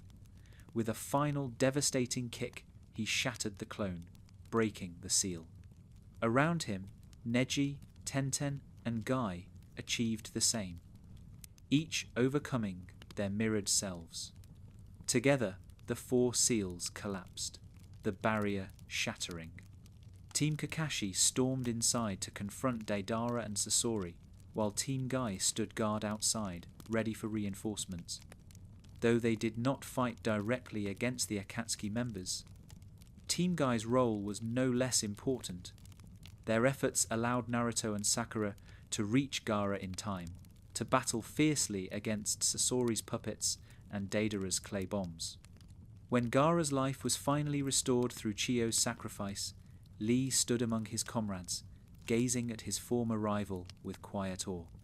Gaara, once the terrifying boy who had nearly crushed his body, now lay still, having been saved not only by Konoha, but by the love of his own village. Lee felt tears sting his eyes. He stepped forward, bowing deeply. Gaara, you once taught me the meaning of defeat, but now you teach me the meaning of perseverance. I am grateful, and I am glad you live. Gaara, weak but conscious, looked at him with calm eyes. In that moment, there was no animosity, no rivalry, only mutual respect between two warriors who had walked different paths of suffering and found strength in their own ways. The mission ended in bittersweet victory. Gaara was alive, but Chiyo's life had been lost in the process. As the teams returned to Konoha, Lee reflected on all that had happened. He realized that the world was changing rapidly. Akatsuki was a threat unlike any he had faced before. These enemies were beyond ordinary shinobi, their powers vast and terrifying. But rather than feel despair, Lee felt invigorated. He saw in their strength not a wall, but a challenge, one that would push him to grow even stronger. As he walked beside Guy, he clenched his fists, whispering to himself, "No matter what enemies await, I will continue. My youth will never fade." Guy overheard and grinned proudly, throwing his arm around his student's shoulders. "Splendid, Lee. That is the spirit that will carry us through the storms ahead. Together, we will prove that nothing can extinguish the flames of youth." Lee beamed, his eyes shining with tears of joy. For him, the Kazekage rescue mission was more than just a mission. It was proof that he had returned, stronger than ever, ready to face whatever lay ahead. After the Kazekage rescue mission, Rock Lee and Team Guy did not have long to rest.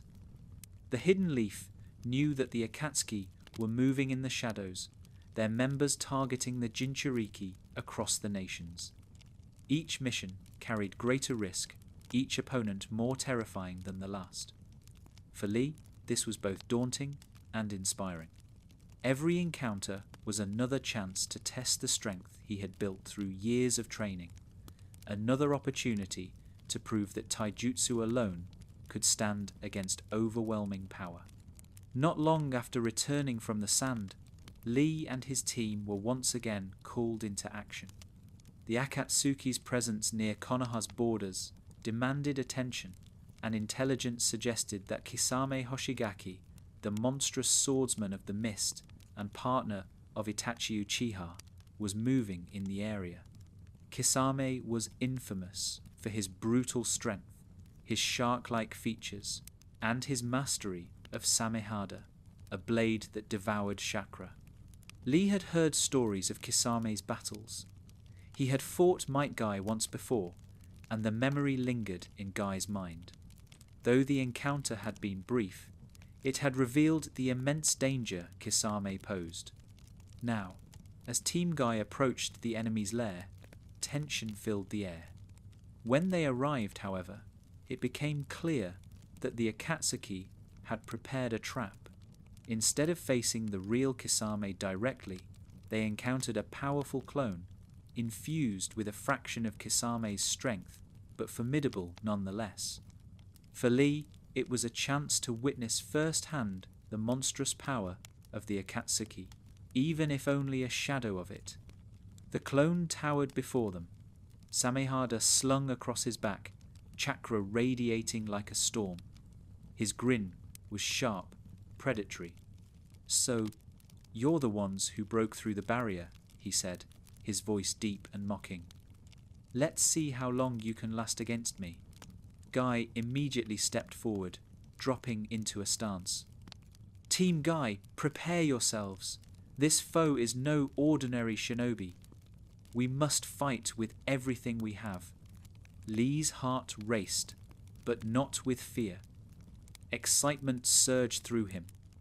To stand against someone of Kisame's caliber, even a clone, was a test he had long awaited. He clenched his fists, bandages tightening around his arms, and shouted, "Guy-sensei, allow me to fight at your side. I will show that the flames of youth burn brightest even against the strongest of foes." Guy grinned proudly, his teeth gleaming. "Splendidly! Together we will show him the power of hard work." The battle erupted in an instant. Kisame's clone swung Samehada with crushing force, the blade cleaving through stone as if it were paper. Lee darted forward, his speed blurring as he aimed a high kick at Kisame's chest. The clone raised Samehada, blocking the strike, the impact sending shockwaves through the air. Neji activated his Byakugan, scanning for weaknesses, while Tenten unrolled her scrolls, summoning volleys of weapons that rained down upon the enemy. But Kisame's clone moved with terrifying efficiency. Samehada absorbed chakra from every weapon that grazed it, while his immense strength forced Neji back. Lee refused to falter. He launched into a leaf hurricane, his legs spinning with tremendous force. His kicks collided with Samehada, sparks flying as taijutsu met the chakra-hungry blade. For a moment, Kisame staggered under the sheer speed of Lee's assault. But the clone laughed, his grin widening. "You're fast, boy, but speed alone won't save you." He slammed Samehada into the ground, releasing a surge of water that flooded the battlefield. In moments, the dry earth was transformed into a roiling lake, waves crashing as Kisame's clone thrived in his element. Lee gasped, forced to leap onto a rock to stay above the rising water. He had trained tirelessly on land, but in water his movements were slowed, his taijutsu less effective. Kisame grinned, darting through the water with shark-like agility, his attacks faster and deadlier. Guy leapt to Lee's side, shouting over the roar of the water, "Do not give in, Lee. Adapt. Youth is about overcoming obstacles, no matter their form." Lee nodded fiercely, determination blazing in his eyes. He focused his energy, timing his movements to the rhythm of the waves. When Kisame lunged again, Lee dove beneath the surface, his body twisting with surprising grace. He struck upward, his fist connecting with Kisame's jaw, sending water spraying in every direction. The clone snarled, swinging Samehada wildly. Lee dodged narrowly, his body moving like a blur even through the resistance of water. For every slash, he answered with a kick. For every surge, a counter-strike. Slowly, he adapted, his taijutsu flowing even in the hostile environment. Meanwhile, Neji and Tenten worked in tandem to weaken the clone. Neji struck with his gentle fist, targeting chakra points while Tenten unleashed a storm of weapons to divide his attention. Together with Guy and Lee, the four pressed forward, their teamwork tightening with every exchange. Finally, Guy shouted the command, "Now Lee, strike with me!" Side by side, master and student launched a devastating combination. Guy opened one of the inner gates, his body blazing with power, while Lee mirrored his stance. Together, they struck Kisame's clone with such force that the very water split apart. Their combined blows sent the clone crashing back, his form destabilizing. With a final strike from Neji and a rain of weapons from Tenten, the clone dissolved into nothingness, the jutsu dispelling. The water receded, leaving the team standing triumphant amid the wreckage. Lee collapsed to his knees, gasping for breath, sweat dripping down his face. His body ached from the strain, but his eyes shone with joy. "Guy-sensei, we did it. Together we defeated him." Guy grinned, tears streaming as he pulled Lee into a tight embrace. "Splendid, Lee! You have shown once again that the power of youth cannot be extinguished, no matter the odds." Neji crossed his arms, his voice calm but respectful. "You've grown stronger, Lee. Even against an opponent like that, you held your own." Tenten smiled, shaking her head. "You're reckless as always, but impressive all the same." For Lee, the battle was more than just another mission. It was proof that even against enemies of Akatsuki's caliber, he could stand tall. His taijutsu, once dismissed as useless without ninjutsu or genjutsu, had carried him through once more. As the team regrouped, Lee looked up at the sky, whispering quietly, "This is only the beginning. No matter how powerful the enemy, I will continue to fight. My youth will never fade." The world of shinobi teetered on the edge of chaos. The Akatsuki's movements grew bolder, their ambitions clear, domination through fear, using the Jinchuriki as weapons. As nations that had long been enemies turned their eyes toward one another, a new reality emerged. Survival required unity. The 5 great shinobi nations formed an unprecedented alliance. And so, the 4th Great Ninja War began. For Rock Lee, the declaration of war was both terrifying and exhilarating. He had trained his entire life to prove that hard work could rival genius. And now he would fight not just for his own dream, but for the future of the entire world. He donned his green jumpsuit with pride, tying his forehead protector tightly. At his side stood his comrades, Neji, Tenten, and, of course, Might Guy, his eternal inspiration. Together, they would serve as part of the allied shinobi forces. The scale of the war dwarfed anything Lee had ever known. Tens of thousands of shinobi from every nation gathered, divided into divisions to face the threat of the reanimated dead. Edo Tensei shinobi, summoned by Kabuto Yakushi, who had allied with the Akatsuki. Among the ranks of these reanimated enemies were legends, long thought gone, warriors whose names carried fear even decades after their deaths. Lee was assigned to the 3rd Division alongside Neji and Tenten. Their commander, Kakashi Hatake, was a man Lee respected deeply.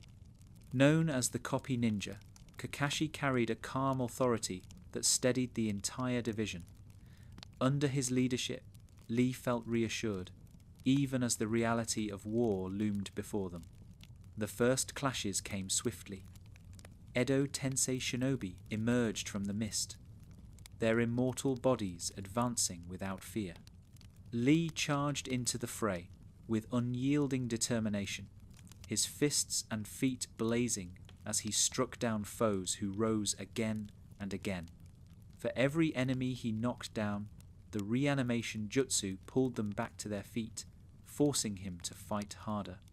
It was unlike any battle he had faced before. Against Gaara, against Kimimaro, against Kisame's clone, every fight had an end. But against the Edo Tensei, there was no finish, no final blow that would keep them down. Their bodies reformed, their wounds healed, and they fought endlessly. Yet Lee did not falter. Sweat drenched his body, blood stained his bandages, but he fought on. His kicks shattered weapons, his punches sent enemies flying, his speed outpaced even the most experienced warriors. When others began to tire, he shouted encouragement, reminding them that their youth, no matter their age, could not be extinguished. Beside him, Neji struck with precision, sealing chakra points to immobilize their undead foes. Tenten unleashed waves of weapons from her scrolls, cutting down enemies in droves. Together, Team Guy fought as a unit, their bond forged over years of training and missions shining on the battlefield.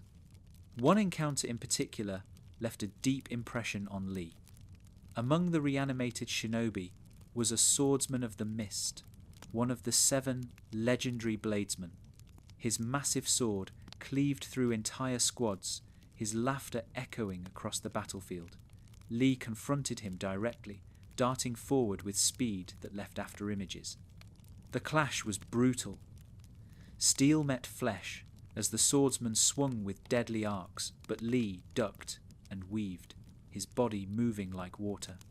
He struck with a leaf whirlwind, his kick slamming into the man's chest, sending him crashing into the dirt.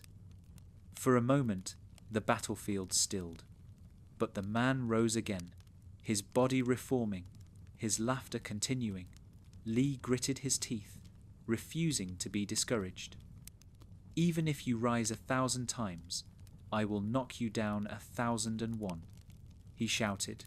With renewed fury, he pressed the attack, his strikes relentless. Kakashi intervened, directing sealing squads to contain the reanimated warrior. As the sealing tags bound him, the swordsman snarled before finally being silenced. Lee collapsed to his knees, panting, his body bruised and battered. But in his chest, his spirit blazed, stronger than ever. The war raged across countless battlefields. Lee saw comrades fall, only to rise again as Edo Tensei pawns, their wills suppressed by Kabuto's control. It was a nightmare, yet it was also a crucible.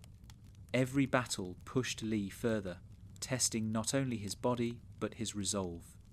There were moments of despair. Once, Lee stumbled across the body of a young shinobi no older than himself, lifeless in the mud. For a moment, doubt pierced him. Could effort alone truly stand against the tide of war? Could one person's will matter in a conflict of such scale? But then he remembered Guy's words, "Youth burns brightest in the darkest hour." He clenched his fists, wiped his tears, and rose again. If he could inspire even one person to fight on, if his determination could light a flame in another's heart, then it mattered. And so, Lee became not only a fighter, but a beacon. On the battlefield, others looked to him for strength. His cries of encouragement, his refusal to surrender, his relentless attacks against impossible odds, all of it inspired those around him. He was proof that even in the face of deathless enemies, the human spirit could not be broken. One night, after a day of endless fighting, Lee sat by the campfire with his team. His body ached, his hands trembled, but his eyes still shone with determination. Tenten bandaged his wounds while Neji sat quietly, conserving his energy. Guy appeared, clapping a hand on Lee's shoulder. "You have fought splendidly, Lee," Guy said, his voice warm. "Your flames of youth shine brighter with every battle. I could not ask for a finer student." Lee looked at his sensei, tears threatening to spill. "Guy, sensei, sometimes I wonder if I am strong enough. These enemies, they rise, no matter how many times I knock them down. But then I think, if I stop, even for a moment, then I have already lost. so I cannot stop. I must keep going." Guy's eyes shimmered with pride. "That is exactly what it means to be splendid, Lee. Strength is not measured by victories alone. It is measured by the will to rise again and again, no matter how many times you fall." Lee nodded firmly. "Then I will rise, always. Even if it breaks me, I will rise." The early stages of the war dragged on, each day a battle for survival. Lee's body bore new scars. His muscles screamed with every movement, but he never slowed. Against endless hordes of reanimated shinobi, he proved that the path of taijutsu was not one of weakness, but of limitless effort. In the eyes of his comrades, he was no longer the strange boy in green who declared his love awkwardly or shouted about youth too loudly. He was a warrior who stood unyielding, whose fists and spirit inspired those around him. The Fourth Great Ninja War had only just begun, but already Rock Lee had shown that he would be a force on its front lines. And though greater challenges still loomed, battles against legendary foes, even against Madara Uchiha himself, Lee's heart burned with one truth. He would never stop, never surrender, never give up on his dream. The Fourth Great Ninja War raged on, battles flaring across every front. Despite the combined might of the allied shinobi forces, the scale of the conflict was overwhelming. Edo Tensei shinobi fought with endless stamina. Legendary figures from history stood against the living, and the Akatsuki's power seemed boundless. Yet even in that chaos, Rock Lee fought with unwavering spirit. His fists and kicks struck down countless enemies, his cries of determination inspiring those around him. But nothing could prepare him for what came next. The name Madara Uchiha was one spoken in whispers, half legend, half nightmare. For centuries, he had existed in history as one of the founders of the Hidden Leaf, the rival of Hashirama Senju, a man whose power was said to rival gods. Most believed him long dead. When Kabuto's Edo Tensei brought him to the battlefield, the world saw that the legend was all too real. Lee was there when Madara descended. The air itself seemed to crack under the weight of his chakra. His Sharingan glowed with cold fury, his presence suffocating. Against him stood entire divisions of shinobi, thousands strong, yet in that moment they felt small. The first clash was devastating. With a single movement, Madara cut through entire platoons, his Susanoo cleaving the battlefield with overwhelming force. Shinobi scattered like leaves before a storm. Lee darted forward, determination blazing, launching a powerful kick aimed at the legendary foe. For a brief instant, his foot connected, only for Madara to glance at him, unimpressed, and swat him aside with a wave of his hand. Lee tumbled across the ground, his body aching from the impact. He coughed, tasting blood, but forced himself to rise. He could not falter.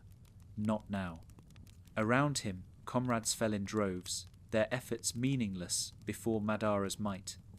But Lee clenched his fists, whispering fiercely, "Even if my strikes do nothing, I will not stop. I cannot stop." The horror escalated when Madara performed one of his most infamous feats. With the Rinnegan, he summoned a massive meteor from the sky. Its shadow engulfed the battlefield, a mountain of stone descending with unstoppable momentum. For a moment, silence fell as shinobi stared upward, their eyes wide with terror. Lee's breath caught in his throat. The sheer size of the meteor was beyond comprehension. It was not an attack, it was annihilation. Onoki, the aged Tsuchikage, rose into the air, his chakra blazing as he attempted to slow the colossal rock. With the help of Gaara's sand, he managed to reduce its speed, buying precious moments. But the meteor still crashed down with cataclysmic force, crushing shinobi beneath its weight, the impact shattering the earth. Lee was thrown violently, the ground beneath him splitting apart. Dust and debris filled the air, screams echoing across the battlefield. For a moment he lay stunned, the devastation pressing in from all sides. But then, through the haze, he saw survivors struggling, comrades pinned beneath rubble, enemies still advancing. He forced himself to his feet, his body battered but unbroken. With Neji at his side and Tenten nearby, Lee began pulling comrades from the wreckage, carrying them to safety even as the battle raged on. His muscles screamed in protest, but he refused to stop. Then, to the horror of all, Madara summoned another meteor. The second crashed down upon the first, doubling the destruction, turning the battlefield into a wasteland of ruin. Lee barely escaped the second impact, his legs carrying him faster than thought. He tumbled into the dirt, chest heaving as the world collapsed around him. For the first time in his life, Lee felt the weight of despair press heavily upon him. Could anyone stand against such power? Could effort, could determination mean anything before a god? But as he looked around, he saw the faces of his comrades, Naruto still standing despite wounds, shouting for everyone to keep fighting. Gaara, his sand-shielding allies even in the face of disaster. Guy-sensei, his eyes blazing with unyielding resolve, declaring that youth would not be extinguished. And in that moment, Lee remembered who he was. He was the boy who had once been told he could never be a shinobi, the boy who had been broken by Gaara's sand, the boy who had faced death and chosen to rise again. If he had given up then, he would not be here now. And if he gave up now, he would betray everything he had ever stood for. Lee clenched his fists, his voice rising above the chaos. Even if my body breaks, even if my strikes do nothing, I will fight. I will not let the flames of youth be extinguished. Those around him heard his cry and found strength. Shinobi, who had nearly surrendered, rose once more, inspired by his spirit. For though Lee could not match Madara's godlike power, his refusal to yield was a weapon all its own. The battles continued through the night and into the next day. Lee fought tirelessly, striking down reanimated shinobi, protecting comrades, and standing unyielding even as the tide seemed impossible to turn. His body ached with exhaustion, but his spirit never dimmed. At one point, he fought alongside Sai, their teamwork flowing seamlessly as Lee's taijutsu created openings for Sai's ink creatures. Together, they managed to subdue multiple Edo Tensei shinobi, sealing them with the help of support squads. Later, he fought near Hinata and Kiba, his kicks blasting enemies back as Hinata's gentle fist shut down chakra flows. In every battle, Lee gave everything, his effort fueling those around him. He was not the strongest, nor the most gifted, but he was the unbreakable heart of the battlefield. Yet, as the war dragged on, losses mounted. Lee saw comrades fall, including shinobi he had known since the academy. The weight of death pressed heavily upon him. But the most devastating moment came when Neji Hyuga, his teammate and rival, sacrificed himself to protect Naruto and Hinata from the Ten Tails' attack. Lee stood frozen as Neji's body fell, blood staining the ground, his chest tightened, grief threatening to consume him.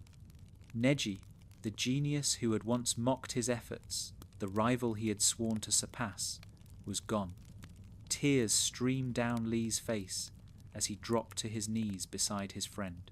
For a long moment, the world seemed to fade. But then Naruto, standing before them, shouted words that reignited the flames in their hearts. Neji's sacrifice will not be in vain. We will win this war together. Lee wiped his tears, clenching his fists so tightly his knuckles bled. He rose once more, his grief transforming into resolve. For Neji, for his comrades, for the future of the world, he would fight harder than ever before. As the war entered its most desperate stages, Lee's role only grew. He charged fearlessly into battle against the Ten Tails army, his fists and feet striking with such speed and power that entire waves of enemies fell before him. His body screamed for rest, but he refused to stop. Every strike was for Neji, for Naruto, for the dream he had carried since childhood. And though Madara remained a force beyond comprehension, Lee's spirit did not falter. He stood on the battlefield, a green flame in the sea of chaos, proof that even when gods walked the earth, the will of humanity could not be crushed. The Fourth Great Ninja War reached its crescendo in chaos and fire. The allied shinobi forces, battered and weary, faced foes that seemed more like gods than men. Madara Uchiha's power towered over the battlefield, and the Ten Tails ravaged everything in its path. Yet, even in the face of annihilation, Rock Lee fought on, his green jumpsuit a flicker of life in the endless storm. When Neji fell, Lee's heart nearly broke, but his tears became fuel, his grief turned to fury. Each strike he landed from that moment onward carried the weight of his promise to his fallen friend. He fought not just for himself, not just for his team, but for Neji, to prove that his sacrifice had meaning.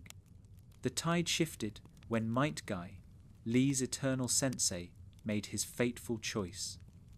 In the face of Madara's overwhelming power, Guy opened the eighth gate, the gate of death.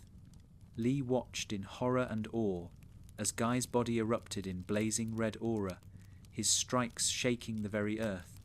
He saw his mentor, his hero, unleash strength beyond comprehension, battering Madara with blows so powerful that even the godlike Uchiha struggled to endure.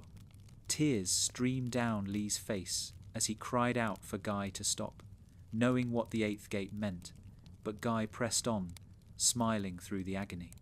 Lee, watch closely. This is the ultimate expression of youth.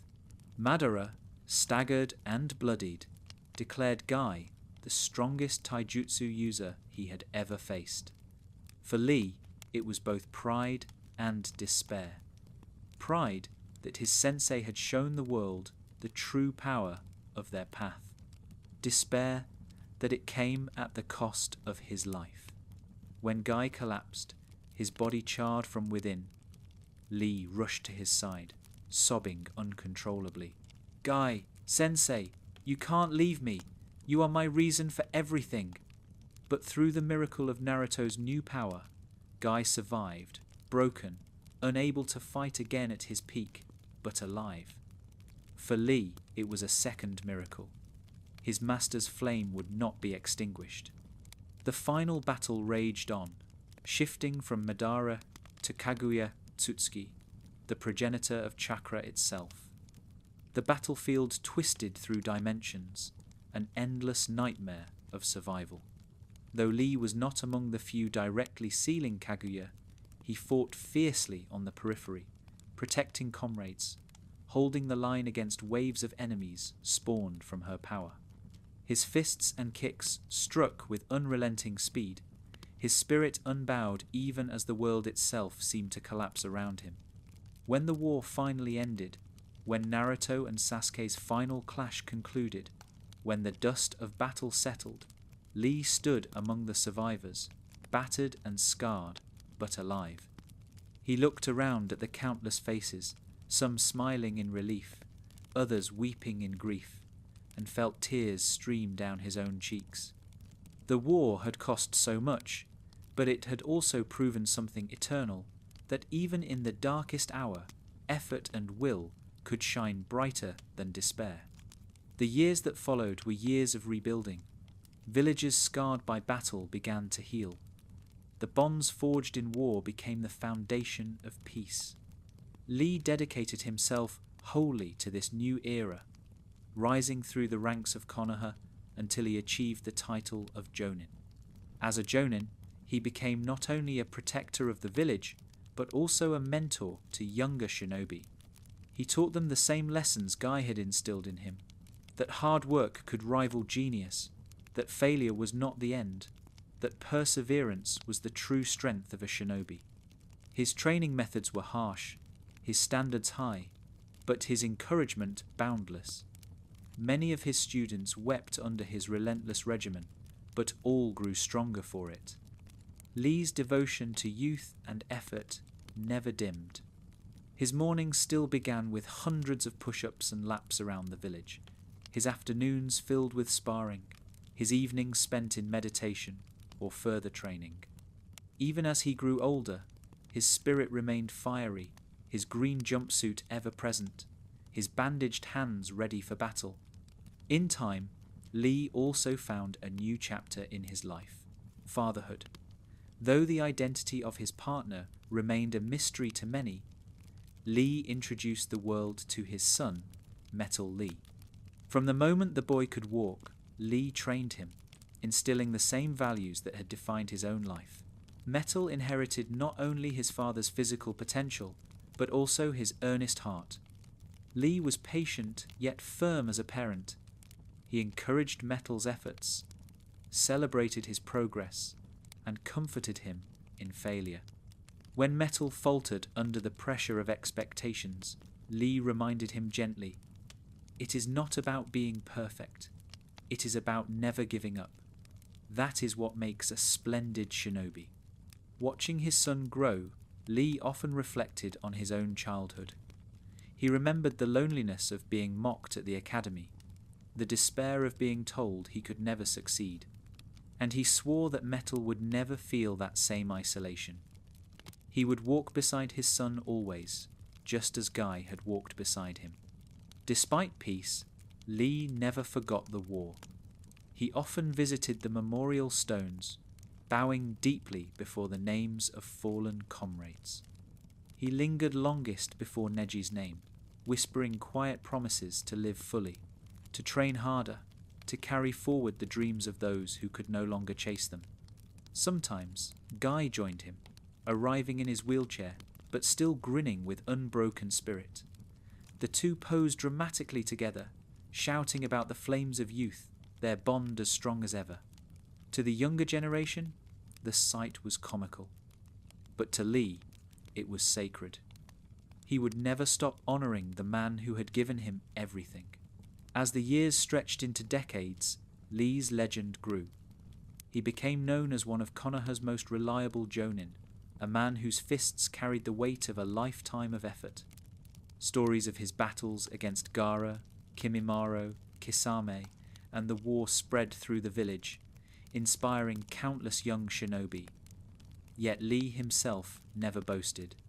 He remained humble, always crediting Guy, always reminding others that he was proof of effort's triumph over talent. Even in middle age, Lee's training never ceased. Villagers often laughed to see him running laps around Konoha at dawn, sweat pouring down his face, Metal struggling to keep pace beside him. But Lee only smiled, shouting that youth had no limits, that effort had no end. In quiet moments, Lee sometimes reflected on the path he had walked. From the lonely boy who could not perform ninjutsu, to the broken genin who had nearly lost everything to Gaara, to the soldier who had faced gods on the battlefield, every step had been defined by one truth. He had never given up. He thought often of the faces along the way, Neji's proud gaze, Tenten's steady encouragement, Naruto's unyielding optimism, Gaara's transformation, and Guy's eternal grin. They were the pillars of his life, the proof that no dream was impossible when shared with comrades. Standing atop a training post at sunset, Lee clenched his fists, his eyes shining with tears. "I have kept my promise," he whispered to himself. "I have become a splendid shinobi."